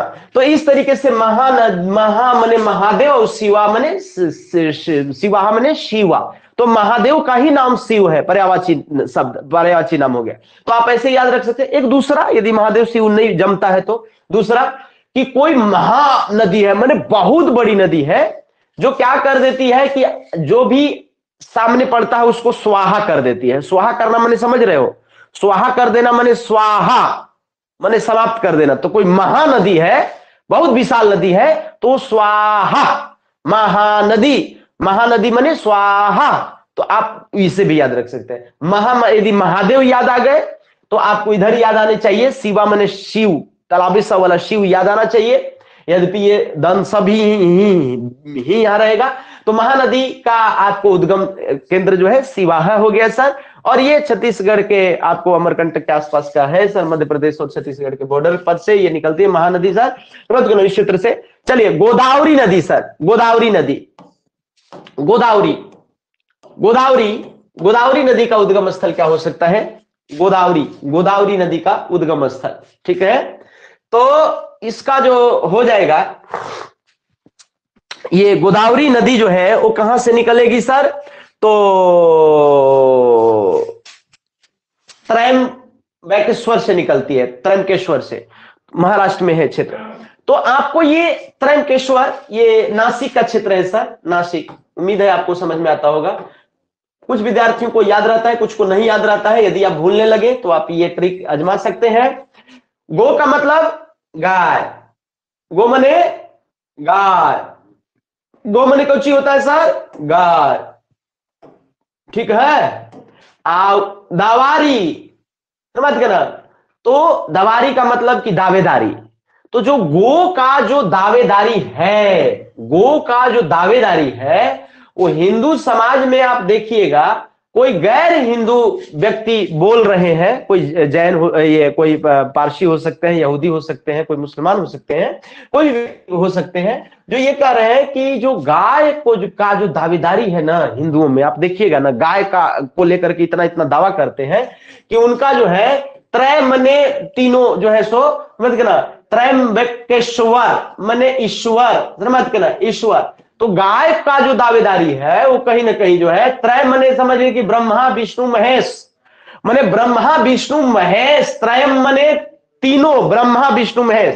तो हिंदू धर्म में गाय को जो है वो ब्रह्मा विष्णु महेश के जो ईश्वर है, त्रय ईश्वर मने तीनों जो ईश्वर है, ब्रह्मा विष्णु महेश से ना है तीन गो हिंदू धर्म में, वही तीनों ईश्वर के बराबर गाय का दावेदारी लोग करता है। यानी गाय का गोदावरी, गो मने गाय, दावेरी मने दावेदारी। तो गैया का जो दावेदारी है वो आपको, गाय का जो दावेदारी है वो आपको ये त्रयंबकेश्वर, मतलब कि तीनों ईश्वर के बराबर गाय का दावेदारी लोग मानते हैं। मान्यता है सर, कोई मानता है, पवित्र मानता है, ठीक है, समझ गए ना। कुछ लोग हंसते हैं, साउथ के वो काटजू है, जज है, बड़ी जबरदस्त हंसते हैं, मत करना, वो उनकी अपनी धारणा है। लेकिन मेरा ये मानना है कि किसी के किसी भी आस्था पर जो आपको नुकसान नहीं कर रहा है उस पर हंसना ठीक नहीं।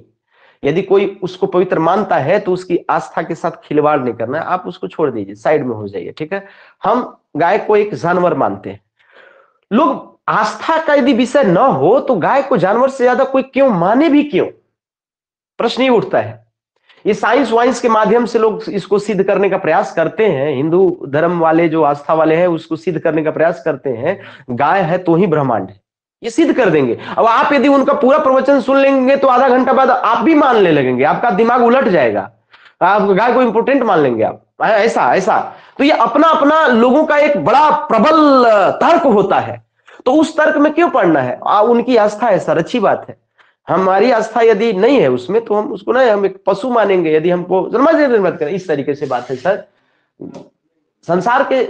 खैर चलिए, तो ये गाय की जो दावेदारी है वो आपको तीनों ईश्वर के जैसा है। ये ट्रिक मेरा सेल्फ सब बनाया हुआ है, ये सब नहीं, कुछ ट्रिक तो हमने बता दिया कि ऑलरेडी पहले से कहीं मौजूद है, तो हमने पैरासीटामोल आपको दे दिया। लेकिन जिसका ट्रिक लोग नहीं बना पाए, अब तुम गोदावरी का तुम कहीं खोज लो, हमें बनाएगा, जबकि आराम से गोदावरी, गो मने तो गाय और दावेरी मने दावेदारी, और त्रयंबकेश्वर, थोड़ा उटपटांग है तो लोग नहीं बना पाए, तो नहीं बना पाए तो हम बना दिए हैं, बनावल है हमारा, हम आपको दे दिए ना, धन्यवाद के ना, इसको आप याद रखिए। अब एक दो बार खाली ध्यान में रखिएगा, आजीवन याद रहेगा, तुम दूसरे को बता दोगे, सब तुमको कंठस्थ हो जाएगा। आगे कावेरी, भाई कावेरी, धन्यवाद के ना, कावेरी मैंने वो कांवर लेके ब्राह्मणगिरी, ब्राह्मणगिरी, कावेरी लेके ब्राह्मणगिरी, मैंने कांवर कांवर कांवर कांवर समझते हो, मत कहना कांवर लेके। अब कावेरी से क्या याद आता है? एक तो कावेरी नदी याद आता है। आओ कावेरी से तुम्हारे दिमाग में कोई शब्द है? यदि नहीं है, यदि कावेरी से कांवर यदि शब्द आ रहा है, वो बोल बम जाता है, लोग आसपास के हम लोग हैं तो देखते हैं, तो कावेरी समझ के ना, तो ये कांवर लेकर के लोग जाते हैं, तो ये ब्रह्म से, इसको ब्राह्मण याद रखिए, समझ के ना, जनरली समझ के ना। तो एक ब्राह्मण है जो क्या हो गया सर कि गिर गया, क्योंकि कांवर लेकर के इतनी भीड़ होती है, समझ के ना। आज तक मैं नहीं गया हूं, मैं सुनता हूं, देखता हूं, लोग जाते हैं, समझ के ना। तो कांवर लेकर के जो है, कांवर, तो कांवर लेकर के जो है, वो एक ब्राह्मण, गरीब ब्राह्मण, भूखा नंगा ब्राह्मण, ब्राह्मण में तो हम लोग भूखे नंगे, कहानी में ब्राह्मण भूखा नंगा होता है, लेकिन ऐसे जो है वो बहुत मोटा तगड़ा होता है ना। तो कांवर जो है, कांवर क्योंकि जमींदार उमींदार होते हैं इसलिए बता दिए, तो कांवर जो है वो आपको कांवर लेकर के ब्राह्मणगिरी, समझ के ना। तो कावेरी ब्रह्मगिरी, जैसे कर्नाटक का एक पहाड़ है सर, ब्रह्मगिरी का जो पहाड़ है, समझ गए। अभी तो ट्रिक बता रहे हैं, बस खाली आप तथ्य याद कर लीजिए, उसके बाद हम तो पूरा डिटेल सबका बता ही देंगे ना कि कहां से कैसे क्या हो रहा है, वो टोटल बात बताएंगे। लेकिन अभी तो एक कम से कम एक मूल बात कम से कम रट तो लीजिए, जब हम पढ़ाने लगेंगे तो आपको याद होगा, हाँ सर कावेरी ब्रह्मगिरी, ऐसे भी याद रहता है, कावेरी ब्रह्मगिरी, कावेरी ब्रह्मगिरी, एक में र में दीर्घिकार, क्रम तो हर्षिकार है, माने र में उड़ावल है, एक में र में उड़ावल है, कावेरी ब्रह्मगिरी, एक जैसा भाई भाई फील हो रहा है, कावेरी ब्रह्मगिरी। हाँ, गोदावरी ब्रह्मगिरी आप लगा दीजिएगा तो गड़बड़ा जाएगा, क्योंकि गोदावरी भी मिलता जुलता, लेकिन गोदावरी में तो बता देते गो को, गो का दावेदारी, तो गो का दावेदारी यानी त्रयंबकेश्वर, तीनों ईश्वर के बराबर त्रयंबकेश्वर, है मत कहना, महाराष्ट्र के नासिक जिले में है। गोदावरी को दक्षिण भारत में गंगा के समान इज्जत है। त्रयंबकेश्वर जो इलाका है महाराष्ट्र का नासिक जिले का, वहां पर लोग उसी तरीके से जुड़ते हैं जिस प्रकार से गोमुख में जाते हैं, गंगोत्री जाते हैं, तो उसी तरीके से उसका बहुत ही इंपॉर्टेंस है सर। बहरहाल चलिए, कॉन्सेप्ट नहीं, अभी तो हम तथ्य बात कर रहे हैं। चंबल, चंबल का पुराना ट्रिक है तो आप उससे भी काम चला सकते हैं। चंबल को बहुत लोग कंबल कह देते हैं, चंबल कंबल, समझ के ना। अब कंबल को लोग कहते हैं कि भाई ये जो पांव है वो कंबल से बाहर निकल जा रहा है, समझ के ना। आप इसको जानू कुछ भी कह सकते हैं, जानू पांव कंबल से बाहर निकल गया है, मेरा ठंडा लग गया, XYZ कुछ भी आप करके याद रख सकते हैं, याद ही तो रखना है। तो समझ के ना, जानू पांव जो है वो कहां से निकल गया बाहर, कंबल से, कंबल से बाहर, नहीं तो आप ऐसे करके याद रख, बस याद रखना मकसद है और कुछ नहीं है। तो जानू पांव कहां से निकला, कंबल से बाहर निकल गया, ठंडा के दिन में, समझ गए ना। तो इस तरीके से भाई हमको ठंडा लगा, समझ गए ना, तो ऐसे करके आपको याद रख लेना है। तो चंबल को कंबल से बढ़िया सिमिलर शब्द लगता है, चंबल कंबल, चंबल कंबल। अब इधर है जानू पांव, समझ गए ना, आराम से आप याद रख सकते हैं सर।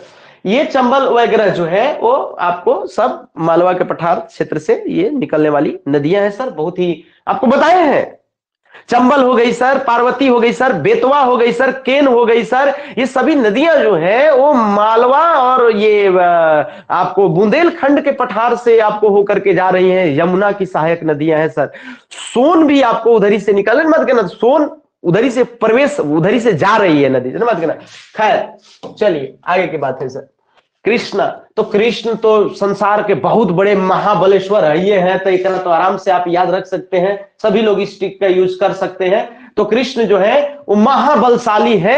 हाँ भाई, हिंदू धर्म में लोग कृष्ण को बहुत महाबलशाली मानते हैं, कानी उंगली से पहाड़ उठा लिए थे गोवर्धन पर्वत, तो कृष्ण को महाबलशाली मानते हैं लोग, फिर मत कहना। तो ये जो है वो एगो पूतना राक्षसी थी, तो कंस जो है उन्हीं का मामा था कृष्ण का, भेजा मारने के लिए कृष्ण को। पूतना जब आई तो सोची कि दूध पिला करके अपना जहर जो है इसके शरीर में डाल देंगे, मर जाएगा, समझ के ना। वो स्तन ही काट लिए, समझ के ना। और उसके बाद जो है वो राक्षसी जो है ऊपर से नीचे गिरी और ये आराम से जो है सो जा करके फिर सुत गए। एक कहानी इस तरीके की बात है, मान्यता है। तो मैंने शिशु थे तभी इतना बल, अब जब बारी आई तो गोवर्धन पर्वत कानी उंगली से उठा लिया। सब नहीं जानते हैं, जानिए ना, तनी मनी जानिए। भारत में है तो कुछ संस्कृति सभ्यता यहाँ का जो लोग मानते हैं ये सब जानिए। कृष्णा नदी जो है ये महाबलेश्वर से निकलती है, तो कैसे याद रखेंगे सर? कृष्णा क्या है? महाबली है, तो आराम से आप याद रख सकते हैं। तो हमको लगता है कि अभी तक आपको सब याद रह रहा होगा, एको रिविजनों करने का जरूरत नहीं पड़ेगा। नहीं तो लूनी नदी, तो लूनी को लोग याद नहीं कर पाते हैं। लूनी को कोई चूनी कह रहा है, कोई कुछ कह रहा है, लूनी को चूनी काहे कहोगे भाई? लूनी को लोन कहो। क्या कहो? लोन। अब लोन आजकल जो है ना, वो नाग घर में रख लीजिए, लेकिन लोन घर में मत रखिए। लोन बहुत खतरनाक चीज, समझ बात के। लोन जो है ना, वो आपको, लोन का जहर जो है वो नाग से भी खतरनाक है, समझ गए। लोन के चक्कर में कोरोना में बहुत लोग सुसाइड किए। जिसका एक आय का रेगुलर स्रोत है तो जनरली कम लेता है लोन, लेकिन जिसका आय का सोर्स फ्लक्चुएट करता है, कभी 2 लाख कमाया, 4 लाख कमाया, फिर नहीं कमा रहा है तो लोन ले लिया। अब लोन ले लिया वो किसी उम्मीद से कि हम कमाएंगे, कोई बिजनेस करेंगे, ये करेंगे, वो करेंगे, वो चल भी नहीं किया, नहीं चला तक कोरोना में सुसाइड कर लिया बहुत सारे। लोन जो है वो नाग के समान है, समझ गए। लोन जो है वो का के समान है, नाग के समान है। तो आराम से आप याद रख सकते हैं, आराम से, सर मत कहना, आराम से आपको ये याद रहेगा। साबरमती है भाई, साबरमती गुजरात की प्रसिद्ध नदी, साबरमती क्षेत्र भी है। साबरमती गांधी जी का आश्रम बना था, आप जानते हैं सर। तो साबरमती मैंने गांधी जी याद आते हैं, गांधी जी की जय, गांधी जी की जय, सर मत कहना। इस तरीके से आपको याद हो सकता है। या फिर यदि ये साबरमती से आपको नहीं याद आता है, गांधी जी को के बारे में नहीं जानते हैं, तो कम से कम इतना तो जरूर जानते होंगे कि साबर से आप सब्र याद रखिए। यदि सब्र करोगे तो तुम्हारा विजय होगा। सब्र का फल मीठा होता है, यानी तुम सब्र करोगे मेरे भाई, सब्र करोगे तो क्या हो जाएगा? तुमको विजय मिलेगी, तुम्हारा जय जयकार होगा। तो सब्र का फल क्या होता है? मीठा होता है, जय। तो यदि तुमको अब गांधी जी के इतना याद करें, बहुत सारे लोग गांधी जी से याद रखते हैं, साबरमती पता चले उसको याद ही नहीं आ रहा है। साबरमती के लिए वो गांधी जी को पढ़े जाए तब ना, तो उसको बेचारे को पते नहीं है साबरमती से गांधी जी का संबंध था। तो ये को वहां दिमाग लगाएगा, 5 सेकेंड 10 सेकेंड इसको तोड़ेगा। साबर से वो लगता है कि गदेला साबर सर कहे थे, का कहे थे, कुछ याद करेगा। साबर से सब्र, एगो शब्द आया सब्र, तो सब्र करेंगे तो कुछ होता ही, हाँ जय। तो सब्र करेंगे तो क्या होगा सर? जय होगा। तो आराम से इसको क्या ना कि शब्द पर आपको ना क्या करना है कि बमबारी कराना है। जैसे नाभिकीय विखंडन कराना होता है, न्यूट्रॉन से उसको बमबारी कराते हैं, उसको तोड़ते हैं, तब विखंडित होता है, धड़ धड़ धड़ धड़ धड़, तब एनर्जी पैदा होता है। उसी प्रकार से जब तुम ट्रिक उरिक ना, तो तुम उस शब्द को पकड़ो, साबरमती कौन कहां से उसका है, तो उसको उस पर बमबारी कराओ एनर्जी का। तो साबरमती टूट करके तुमको सब्र में मिलेगा, उस सब्र को तुम जय में बदल दोगे। बात पकड़ रहे हो? नहीं पकड़ रहे हो? ठीक है। घाघरा, तो घाघरा तो जो पहनने वाला होता है वही याद आता है, और कुछ तो याद आएगा नहीं। तो ये मापसुतुंग जो है मत कहना, तिब्बतियन नाम है ये, तो थोड़ा सा डिफिकल्ट होता है नेपाली नाम या तिब्बतियन नाम, विशेष करके तिब्बतियन नाम। तो ये मापसुतुंग, इसको तोड़ना होता है। तो मापसु को आप ऐसा तोड़िए कि माँ मैंने माँ ही करिए, पैसा मैंने आप इसको पैसा कर लीजिए, है मत कहना। तो माँ जब पैसा दी तो क्या खरीद लिया? कुछ ही खरीदा? खरीदा नहीं, खरीदी। तो माँ के पैसा से तू, मत कहना, या माँ के पैसे से जैसे मत कहना घाघरा खरीद ली, इसलिए माँ जो है क्या हो गई? तंग, तंग हो गई। मत कहना कि माँ कुछ भी पैसा देती है तो कब वो जो है सो कुछ खरीद लेता है, कब कुछ खरीद लेता है, कब कुछ खरीद लेता है। तो माँ के पैसा से कौची खरीद लिया, थोड़ा सा, ये चूंकि तिब्बतियन नाम है तो उठपटांग दिया हुआ है, मत कहना। तो ये मापसा तुंग है। तो मापसा तुंग मैंने माँ के पैसे से क्या खरीद लिया? घाघरा खरीद लिया। माँ के पैसे से क्या खरीद लिया? घाघरा खरीद लिया। तो माँ क्या हो गई? तंग आ गई। तो माँ के पैसे से क्या खरीदाया कि माँ तंग आई? तो घाघरा खरीद लिया। सर मत कहना घाघरा। बात समझे नहीं समझे? बात समझे नहीं समझे? और कुछ है एक सिमेट्रिक में? नहीं। बात समझे विद्यार्थीगण? एक बार आप कमेंट करिए कि हाँ सर, एक बार आप, हाँ सर। इसमें कौन आपको नहीं बुझाया सर? इसमें ऐसा चीज जो आपको नहीं समझ में आया, एक बार आप कमेंट कर दीजिए। यदि नहीं समझ में आया और नहीं याद हुआ तो धरती पर कोई माई का लाल आपको याद नहीं करा पाएगा। समझ रहे कि नहीं सर हमारी बात के? समझ गए? बात पढ़ाने समझाने की नहीं है, याद कराने की। जब बहुत सारे तथ्य हो जाते हैं तो अब ये चैलेंजिंग काम है संसार में, पढ़ा देना चैलेंजिंग नहीं है सर। बहुत पढ़े लिखे लोग हैं संसार में, याद कैसे होई? ए सर, जितना आपको याद है, जैसे आपको याद रहता है वैसे कैसे होई? तो आपके लिए हम इसको आपको सिंप्लीफाई करके आपके सामने परोस रहे हैं। आपको क्या कर लेना है, पहला नंबर जो है इन सभी ये नदियों का आपको उद्गम स्थल याद कर लेना है। ठीक है, अब जो है 2-4-10 मिनट और बात करेंगे, ऐसा है। ठीक है, बात समझ रहे कि नहीं सर? बात के 2-4-10 मिनट और बात करेंगे, ज्यादा नहीं बात करेंगे, क्योंकि हमारा एक वाव क्लास पढ़ाना है। तो एक वाव क्लास हम रोज रोज डिनाई कर रहे हैं। पता चले स्टूडेंट मैसेज करने लगेगा कि सर आप बड़ा गड़बड़ आदमी हैं। समझ रहे हैं कि नहीं समझ रहे हैं? तो अब तनी सुन जो है, ये सब तो देख लिए, थोड़ा सा सिंधु नदी तंत्र को निहारिए। समझ गए? वो ट्रिक टेक्निक तो है ही है सर, थोड़ा निहारना भी है। तो सिंधु नदी तंत्र को क्या करना है, हम लोग को निहारना है सर। थोड़ा सा हम लोगों को इसको देख लेना है कि ये क्या है। ठीक है, बस 2-4-5 मिनट खाली रुक जाइएगा, ज्यादा देर नहीं, 2-4-5 मिनट, क्योंकि हम खुदे भागने में वाले हैं। तो सर सिंधु नदी है मेरे भाई, तो सिंधु नदी जो है, सिंधु नदी वो आपको यहां से निकली है, मैंने कहां से निकली है, तो ट्रिकवा तब काम करेगा ना सर। ए सर, सिंधु नदी तिब्बत से निकलती है सर। तिब्बत से कहां से निकलती है सर? तिब्बत के मानसरोवर से निकलती है। इतना में काम आपका हो जाएगा ना सर। तो तिब्बत के मानसरोवर से कौन ग्लेशियर छोड़ दो सर, मत कहना। तो ये तिब्बत के मानसरोवर, ये झील है सर। ये क्या है सर? मानसरोवर। मानसरोवर क्या है मेरे भाई? मानसरोवर झील है। क्या है सर? झील है। सर मत कहना, ये बगले में वो राकस ताल है जहां से सतलुज नदी निकलती है। तो यहीं से आपको, यहीं से एगो इधर भी नदी जाती है, जेकरा कहते हैं हम लोग ब्रह्मपुत्र नदी। तो तिब्बत के मानसरोवर से ही सिंधु भी निकलती है, ब्रह्मपुत्रा भी निकलती है, और इवन की यहीं से जो है, ओ हो, ये आप एक देखिए सर, यहां और यहां से एक नदी निकलता हुआ दिखाई दे रहा है सर आपको? क्या दिख रहा है क्या? ये नदी जो गई मेरे भाई, ये कौन सी नदी दिख रही है? सतलुज नदी। तो सतलुज नदी जो है लगभग लगभग वहीं से निकलती है जहां से अपनी ब्रह्मपुत्रा निकलती है। तो ये ब्रह्मपुत्र नदी को आप देख रहे हैं मेरे भाई, ऐसे पहले उत्तर पूरब की ओर जाती है और इसके बाद जो है वो आपको पाकिस्तान में होते हुए अरब सागर में ये जाकर के जो है वो गिरती है। समझ रहे कि नहीं बात के? तो मेरे भाई आप देख रहे हैं मानसरोवर झील से निकल रही है कौन? सिंधु नदी। कौन निकल रही है सर? सिंधु के बारे में बहुत बेसिक बात यह है सर कि सिंधु नदी जो है दुनिया के लगभग जो है वो सबसे बड़ी द्रोणी में से एक है। सबसे बड़ी द्रोणी माने इसका जो है वो आपको ये काफी जो है बड़ी बड़ी बड़ी बड़ी बड़ी लंबी चौड़ी है ये। अच्छा, सिंधु नदी का 20% जो जल है वो भारत यूज करता है। 20% जल ही क्या करता है सर? भारत यूज करता है सिंधु नदी का।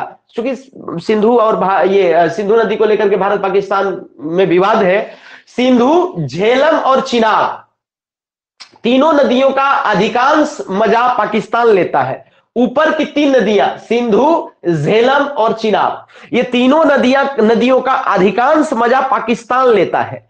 और नीचे जो नदियां हैं सर, रावी, ब्यास और सतलुज, इसका अधिकांश मजा भारत लेता है। यानी इंटरनेशनल कानून के अनुसार ऊपर की 3 नदियां सिंधु, झेलम और चिनाब का आनंद जो है वो पाकिस्तान को लेने के लिए दिया गया है। यानी इसका 80% जल सिंधु, झेलम, चिनाब आदि का जो है वो आपको पाकिस्तान ही उपभोग करेगा, ऐसा कहा गया। क्योंकि ये रोक न ले, ऐसा भारत पता चले यहां डैम बना दे, यहां डैम बना दे, न जाने दे तो पाकिस्तान तो मर ही जाएगा। समझ रहे हैं, पाकिस्तान तो मर ही जाएगा।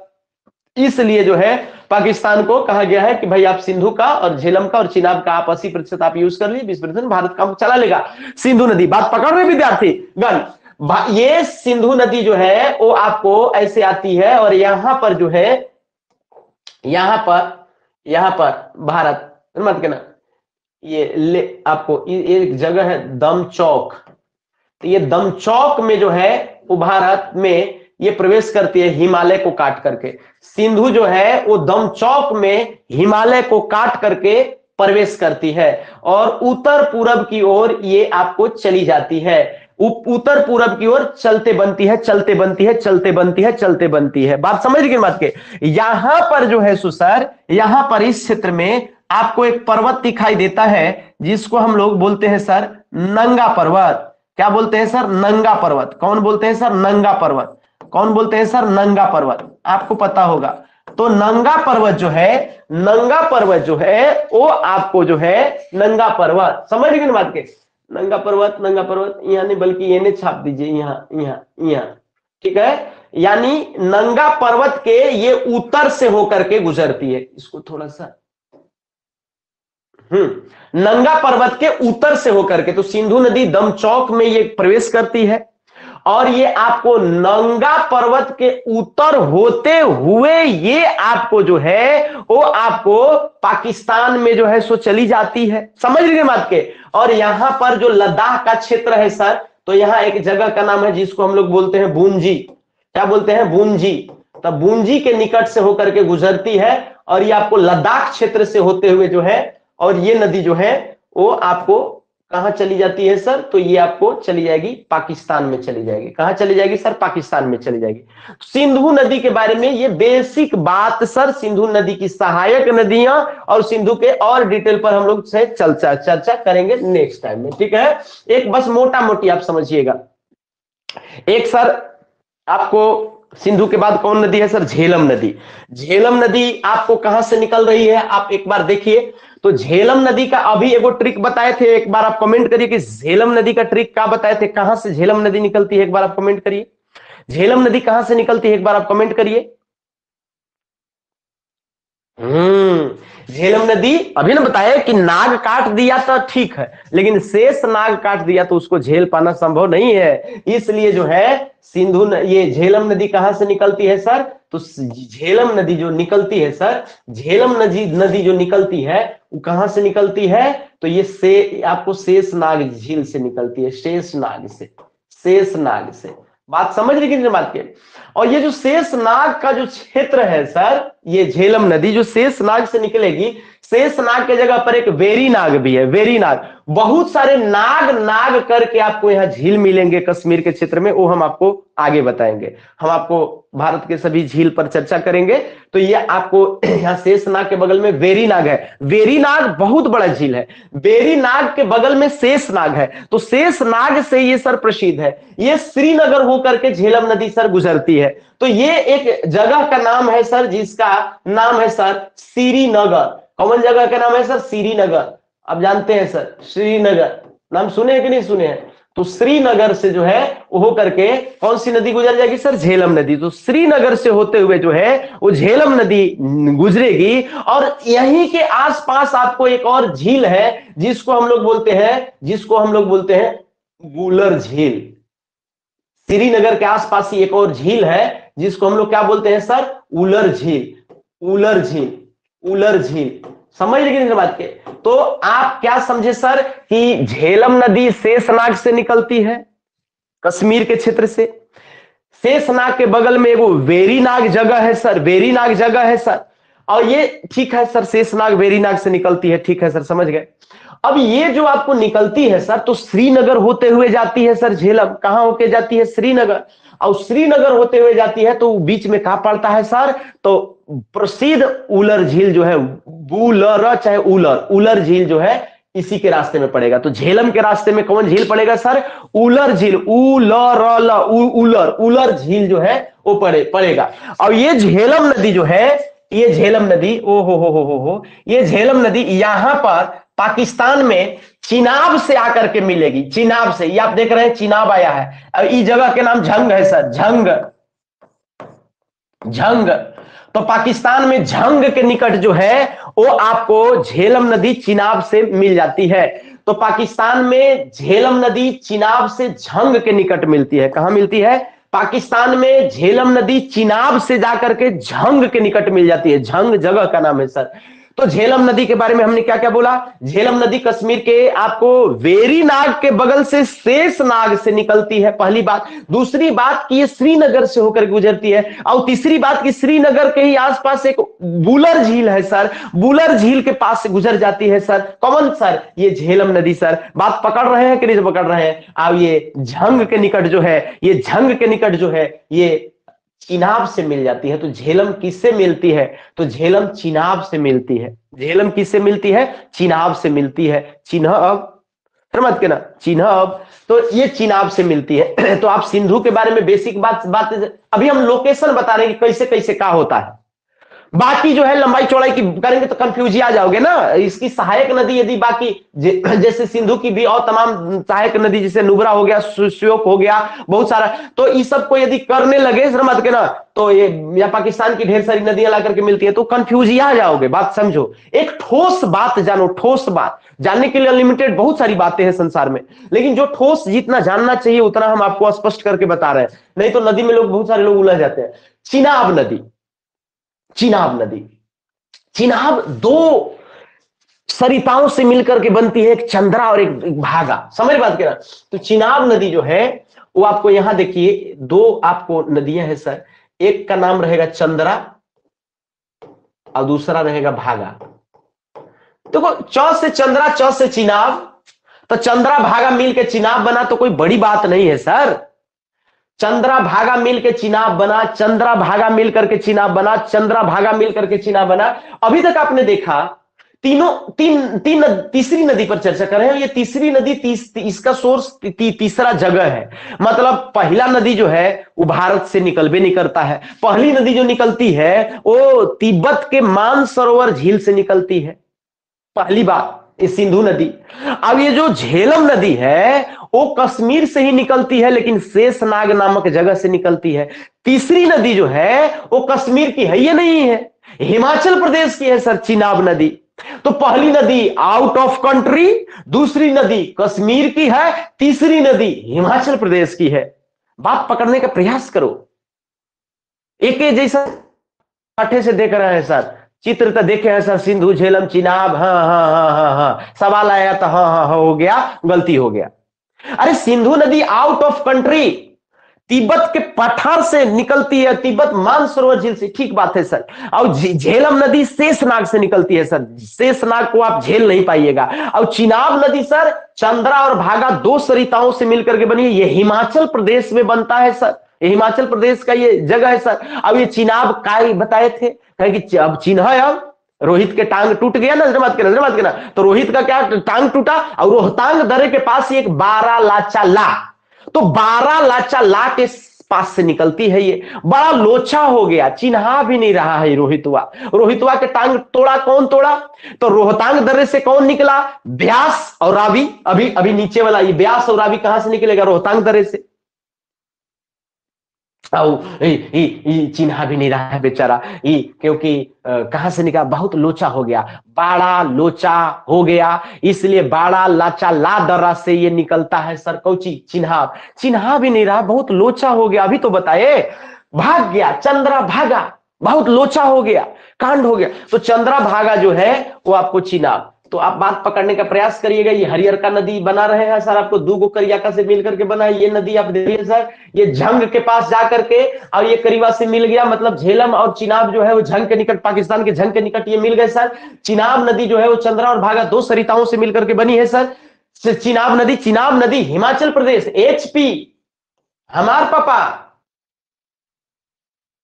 निर्मत के, तो ये एचपी से सर निकल रहा है। एचपी का मतलब चंद्राभागा, निर्मत के ना। तो हिमाचल प्रदेश में दो छोटी छोटी सरिताएं चंद्रा और भागा हैं, जो बारालाचाला दर्रे के पास जो है सो जाकर के मिल जाती है। अब मिलती है तो चिनाब नामक एक प्रसिद्ध नदी का निर्माण करती हैं। और चिनाब आप देखेंगे तो सिंधु की सबसे बड़ी सहायक नदी है सर, सिंधु की। तो हमको लगता है कि मेरी बात आप पकड़ रहे होंगे। कमेंट करिए मेरे विद्यार्थी कि आप समझ पा रहे हैं कि एकदम नहीं समझ पा रहे हैं। एक बार कमेंट करिए, बात की नहीं पकड़ में आ रहा है। आओ चलिए, चिनाब हो गया तो रावी और ब्यास को जल्दी से खत्म कर देते हैं ना। इसको करना क्या है सर, कौनो एगो कलम लेकर के इसको खत्म कर देते हैं। कौन कलम ले ले, ई वाला कलम। तो एगो है नदी सर जरा बोलेंगे ई हो गवा रावी। अब एक वाव नदी हुई गवा ब्यास। ब्यास आप ये पकड़ेंगे कि ब्यास बहुत ज्यादा दूर तक नहीं जाती है। ब्यास भारत के बॉर्डर जाते जाते ही मिल जा रही है सतलुज से। ये ब्यास और सतलुज नामक जगह पर जो है, ब्यास और सतलुज नदियां जहां पर मिलती हैं सर, वो जगह हरिके होता है सर। और ये हरके जो जगह है, ओ हो, ब्यास और सतलुज जहां मिलती है, ये हरिके जगह है सर। ये पंजाब का क्षेत्र है सर। पंजाब के हरिके नामक जगह पर एक बैराज बनाया गया है सर, और यहीं पर भाखड़ा नंगल परियोजना है सर। और भाखड़ा परियोजना, भाखड़ा और नांगल परियोजना जो है वो भारत की सबसे बृहद परियोजनाओं में से एक है, विश्व की सबसे बड़ी परियोजनाओं में से एक है। तो भाखड़ा नंगल परियोजना है। तो ये आपको ब्यास और सतलुज कहां चला गया, ब्यास और सतलुज यहां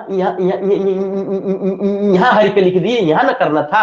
चल बात के ना, यहाँ यहाँ यहाँ यहाँ यहाँ यहाँ यहाँ यहाँ यहाँ यहाँ छापना था, वहां वहां पाकिस्तान में छाप दिए, मिस्टेक हो गई। तो यहां पर सर, तो ये पंजाब के आपको हरिके क्षेत्र पर ब्यास और सतलुज जो है सो मिल रही है। तो ब्यास और सतलुज कहां मिल रही है सर, हरिके नामक जगह पर। और हरिके कहां रहेगा सर, पंजाब के क्षेत्र में। और यहीं से एक नहर निकाली गई है जिसको हम लोग बोलते हैं सर इंदिरा गांधी नहर। आप देखेंगे मेरे भाई, यहीं से एक नहर निकाली गई है, आप देखें, इसको बोलते हैं हम लोग इंदिरा गांधी नहर, जो कि लगभग 468 किलोमीटर की लंबाई में है और भारत की सबसे बड़ी नहर है सर। एक समय तक, ये लंबे समय तक विश्व की सबसे बड़ी नहर का इसको खिताब रहा है, विश्व की सबसे बड़ी नहर का, इंदिरा गांधी नहर। मत के इंदिरा गांधी के टाइम ही इसको विकसित किया गया विधिवत रूप से। तो ऐसे कंडीशन में इंदिरा गांधी नहर जो है वो 468 किलोमीटर की लंबाई में, और ये आपको पंजाब के हरिके नामक जगह से निकाला गया सर। हरिके कहां है सर, जहां सतलुज और ब्यास नदियों का संगम है। सतलुज और ब्यास नदियों का संगम को हम लोग हरिके बोलते हैं सर, हरिके। ब्यास कहां से निकल रही है, ब्यास वहीं से निकल रही है, ब्यासवा वहीं से निकलेगा जहां से रविया निकलेगा। अब ब्यासवा और रविया कहां से निकलेगा सर, ब्यास और रवि कहां से निकलेगा सर, रोहित का गोड़ तोड़ दिया, रोहतांग, रोहित का पैर तोड़ के भागा। ब्यास और रवि कहां से भागा, रोहित का पैर तोड़ के भागा, रोहतांग दर्रे से। ये नदियां कहां से निकलेंगी सर, रोहतांग दर्रे से। रोहतांग, रोहतांग, तो रोहतांग दर्रे से जो है यही, और रोहतांग दर्रा कहां है सर, हिमाचल प्रदेश में है सर। तो हिमाचल प्रदेश से ही जो है सो आपको ये रावी और ये ब्यास नदी जो है सो निकलेगी सर रोहतांग दर्रे के समीप से। और मत कहना, लेकिन रावी अपना वहां चली जाएगी, चिनाब में मिलेगी उधर जाकर के, मत कहना। लेकिन लेकिन लेकिन लेकिन ब्यास जो है यहीं सतलुजे में मिल जाएगी, ब्यास जो है यहीं पर सतलुज में ही मिल जाएगी। बात पकड़ने का प्रयास करो, ब्यास यहीं रह जाती है, ब्यास आउट ऑफ इंडिया नहीं जाती ना, ब्यास यहीं रह जाती, भारत के पंजाब में मिल जाती, किससे, सतलुज से मिल जाती। और ब्यास सतलुज से जब मिलती तो हरिके नामक जगह पर मिलती है, और हरिके नामक जगह पर एक बैराज बनाया गया, पुल बनाया गया, उसको हरिके बैराज कहा गया। हरिके बैराज नामक स्थान से ही इंदिरा गांधी नहर निकाला गया है, जहां पर राजस्थान का गंगानगर से लेकर के जैसलमेर तक जो है सो आज सिंचित हो रहे हैं। और गंगानगर वगैरह जो इलाके हैं राजस्थान को आज हरित क्रांति के क्षेत्र माने जाते हैं। इंदिरा गांधी नहर जो है वो राजस्थान को धन्य धान्य कर दी। तो इस तरीके से सर हरिके बैराज, तो ये कॉन्सेप्चुअल बातें भी हो गई सर, कुछ तथ्यात्मक बातें भी हो गई। तो ये सिंधु नदी तंत्र के कुछ महत्वपूर्ण नदियों पर चर्चा हो गई सर, सिंधु नदी तंत्र के कुछ महत्वपूर्ण नदियों पर चर्चा हो गई मेरे भाई, सिंधु नदी तंत्र के कुछ महत्वपूर्ण नदियों पर चर्चा हो गई। उम्मीद है कि आपको बात समझ में आ रहा होगा। तो ये सारी चीजें जो है वो आपको है। अब आप एक बार कमेंट करें कि सर सिंधु नदी तंत्र समझ में आ रहा है, आया, बेसिक बात सब समझ में आ गया मेरे भाई। सतलुज कहां से निकलता है? राकस ताल से निकलता है, आपको पता ही है, आउट ऑफ कंट्री ये भी है। राकस ताल, सतलुज कहां से निकलता है सर? राकस ताल से निकलता है। ब्यास कहां से निकलता है? ब्यास और रावी कहां से निकलेगा सर? मत कहना। तो ये रविया और बेसवा जो है रोहित का पैर तोड़ कर निकले, इसलिए रावी और ब्यास जो है वो रोहतांग तरह से निकलती है सर नदियां। और चिनाब, चंद्रा और भागा दो सरिताओं से मिलकर बनी, यानी हिमाचल प्रदेश से। और ये झेलम कहां से? शेषनाग से, बेरीनाग के बगल से सर। सिंधु नदी कहां से निकलती है सर? तो सिंधु नदी out of country, Tibet, Mansarovar झील। उम्मीद है आपको बात सब समझ में आ रहा होगा। एक बार कमेंट कर दीजिए विद्यार्थीगण की बात समझ में आ गया सर। एक बार आप कमेंट करिए कि बात पकड़ में आया कि नहीं आया। एक बार आप कमेंट कर दीजिए कि ये सारी बातें आपको समझ में आई अथवा नहीं आई।